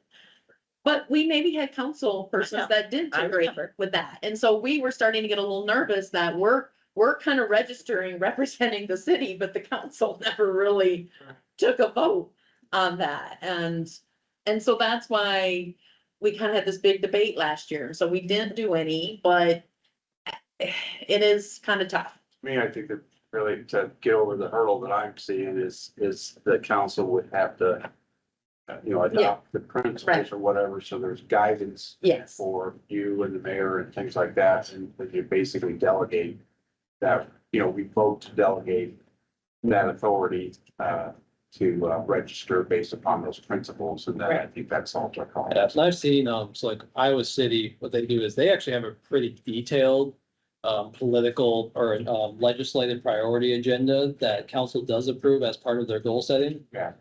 But it gets pretty specific, like it would say, we specifically do not support state limits on our property tax cap. And then that way we know if anything comes up against that, we'll register against it. So it could be if we had specific priorities that we know are gonna come up, and anything else that comes up, we just don't touch on if it wasn't on our list of priorities. So this is kind of the list of the example of, okay, do we give vague statements and go with it? We could also just have a list of specific things we know we want to stand on, knowing what we know now about what's potentially coming Would have up. been some proposed ones. Lately, stuff just comes up. Right. Yeah. Mr. Mayor, how often does the lobbyist talk to the group that they're referring to? Is it on a weekly basis, or sometimes there's no news? I've done this for home builders for Right. more than a Correct. decade and a half. And we meet every week unless there's just nothing for us. But the thing that I've noticed over the years is they've got a lot more careful about what they approve and what they support, what they don't. Because they might jam themselves on something else. And I think they do I think legislators look at it more than most of us know.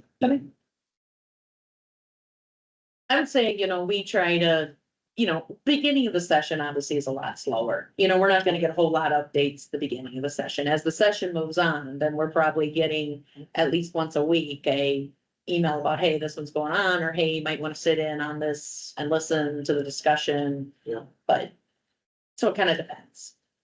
I would add, I've been following legislation over the last several years, and I provide summaries to folks. And I don't want to be critical of anyone, but the people advocating for local control in cities, they ain't having much impact. But I would say just abandoning it altogether is a bad move. Still have to raise your voice on this stuff. But, yeah, really. Yeah. And we can all do that individually as well. Sure could. I will say beyond this and our lobbyists, we are actively talking with our actual legislators directly. We're not just relying on that. So we're always talking with the local ones, like property tax last year, talked several times with Wolf and Sires. On just kind of what our thoughts are, recommendations of here's things we'd actually be okay with maybe having the state look at. And here's things that are like, hey, careful messing with this because you could cause a lot of unintended consequences. So we're always working with them outside of it. I think that's partly when I say they don't care. It's partly because, well, we've already talked with them. So when they see our final registration, it probably doesn't mean a whole lot, but. So just generally for this point, do we think, we can just continue to hold off for now, but maybe keep talking it through and I bring would- some specific points to you That's what I was guys? gonna say. I kind of would like to see like the specific things, because then I feel like that maybe helps the people on the fence, so that then we can register, because I do feel like to Kevin's point, it's like, you can't just abandon it, and that's kind of what we did last year. And then we did sit down and have conversations with them, and they quite literally told us to our face that removing our local levies had no impact on us. Right. So That's true. I feel like we really need to like show up. Okay. Okay, no, we can sure work on it, and we do plan on having a local meeting with our local legislators again, if people are interested in that. Oh, yeah. Great, I mean, if you guys want to do that, they did ask if the 23rd or the 30th of January, if we had a preference. Does anyone have a strong preference? Otherwise, our lobbyists. For will work. me, I mean, I feel like the reason I couldn't come last year is because it was on the last day or something of the month. But for me personally, for me to be able to attend the 23rd would be, because taking off, Yeah. my job is that. Okay, I think I'm, The 23rd Gonna of miss January. it. yep. Great time. We kind of like to let them get in session for a couple weeks, to know what committees they're on. Is there any big preference to anyone? Otherwise, we'll shoot for the 23rd. Unless I can. 30th, I please.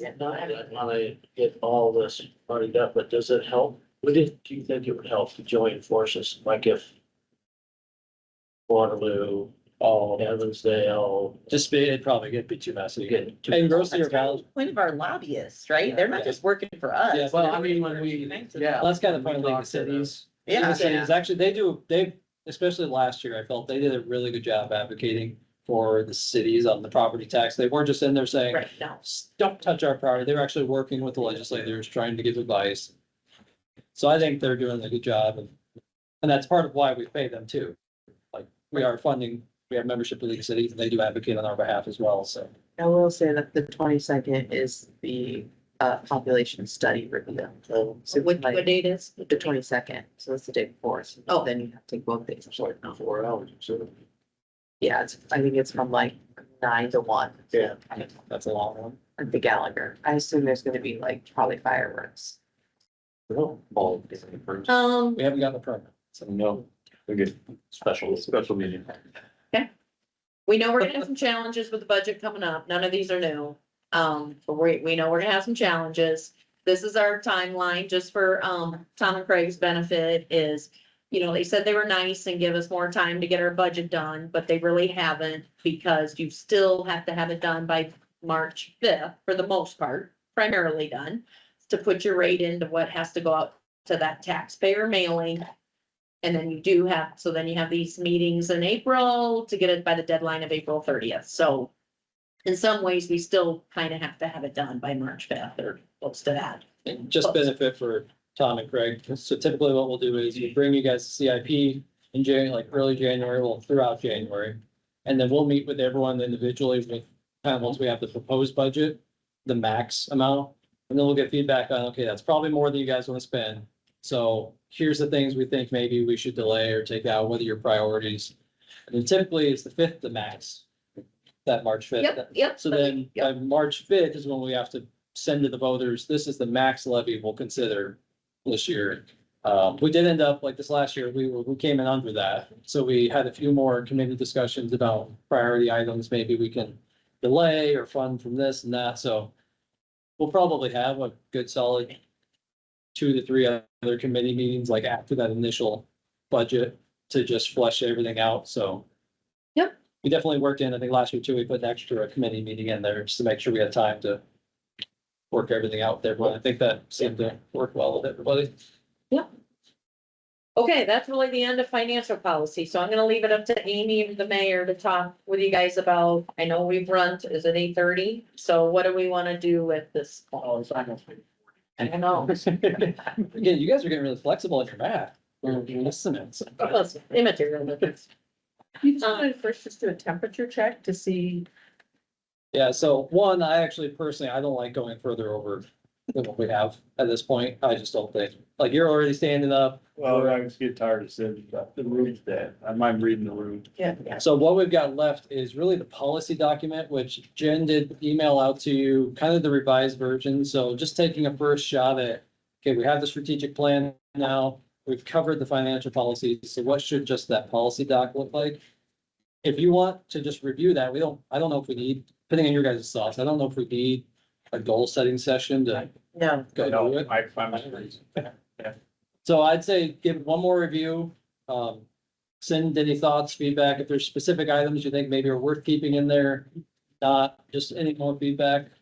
Otherwise, the only thing we otherwise really had left was kind of just talking about any future, committee meetings and work sessions we know are coming up this next year. The pre-approved home designs is one we know we've got coming up. Micro transit is one we know we'll have coming up, discussion on this year. Climate resilience and environmental planning, just kind of a, we've got the resilience plan. We figured at some point, bringing some of the projects and updates on where some of that's at. And then I know the demolition ordinance, this sounds like is one. We can always talk at a committee meeting or something too, if you guys have any other, we can schedule short time, if there's any other priorities or things you want to make sure we talk about this year. Or get in by any certain time, but. And otherwise, The only thing I just want to clarify for goal document edits, just because of the timeline of having all of this finalized, do you have a timeline for when you want to wrap that? So maybe we could shoot for having it on the council meeting, the second one in January, the January 20th. So that would give people here a couple weeks, maybe like Mayor said, do last review, get us any changes you might want, and then we'll put it on the council agenda maybe for January 20th. so it'd be fair to say maybe by end of next week, Got plenty of time To for get everybody, for you guys. feedback on the goal doc, policy doc, and And then, I mean, because then you can formally approve it at the council meeting or make changes at the council meeting. Yeah. Yeah. That's fine. I think that would work, the January 20th one. So then edits to you by end of the month, Yeah, that'd be great. end of the month. That'd work. I was trying to get in a shorter time. Oh, But that's okay. Next week, Yeah. is pretty much I was dedicated. gonna say, no one's probably working. For my house. All right, otherwise, anything before we end goal setting? Officially, you guys will, This is the end? I thought we had one more. Do we have one more? You can have is there a motion? Is there a second to have one more? Cool. Motion. Craig, you're not making friends very fast. I'm good at that. And otherwise, Thank we'll you. call this meeting adjourned.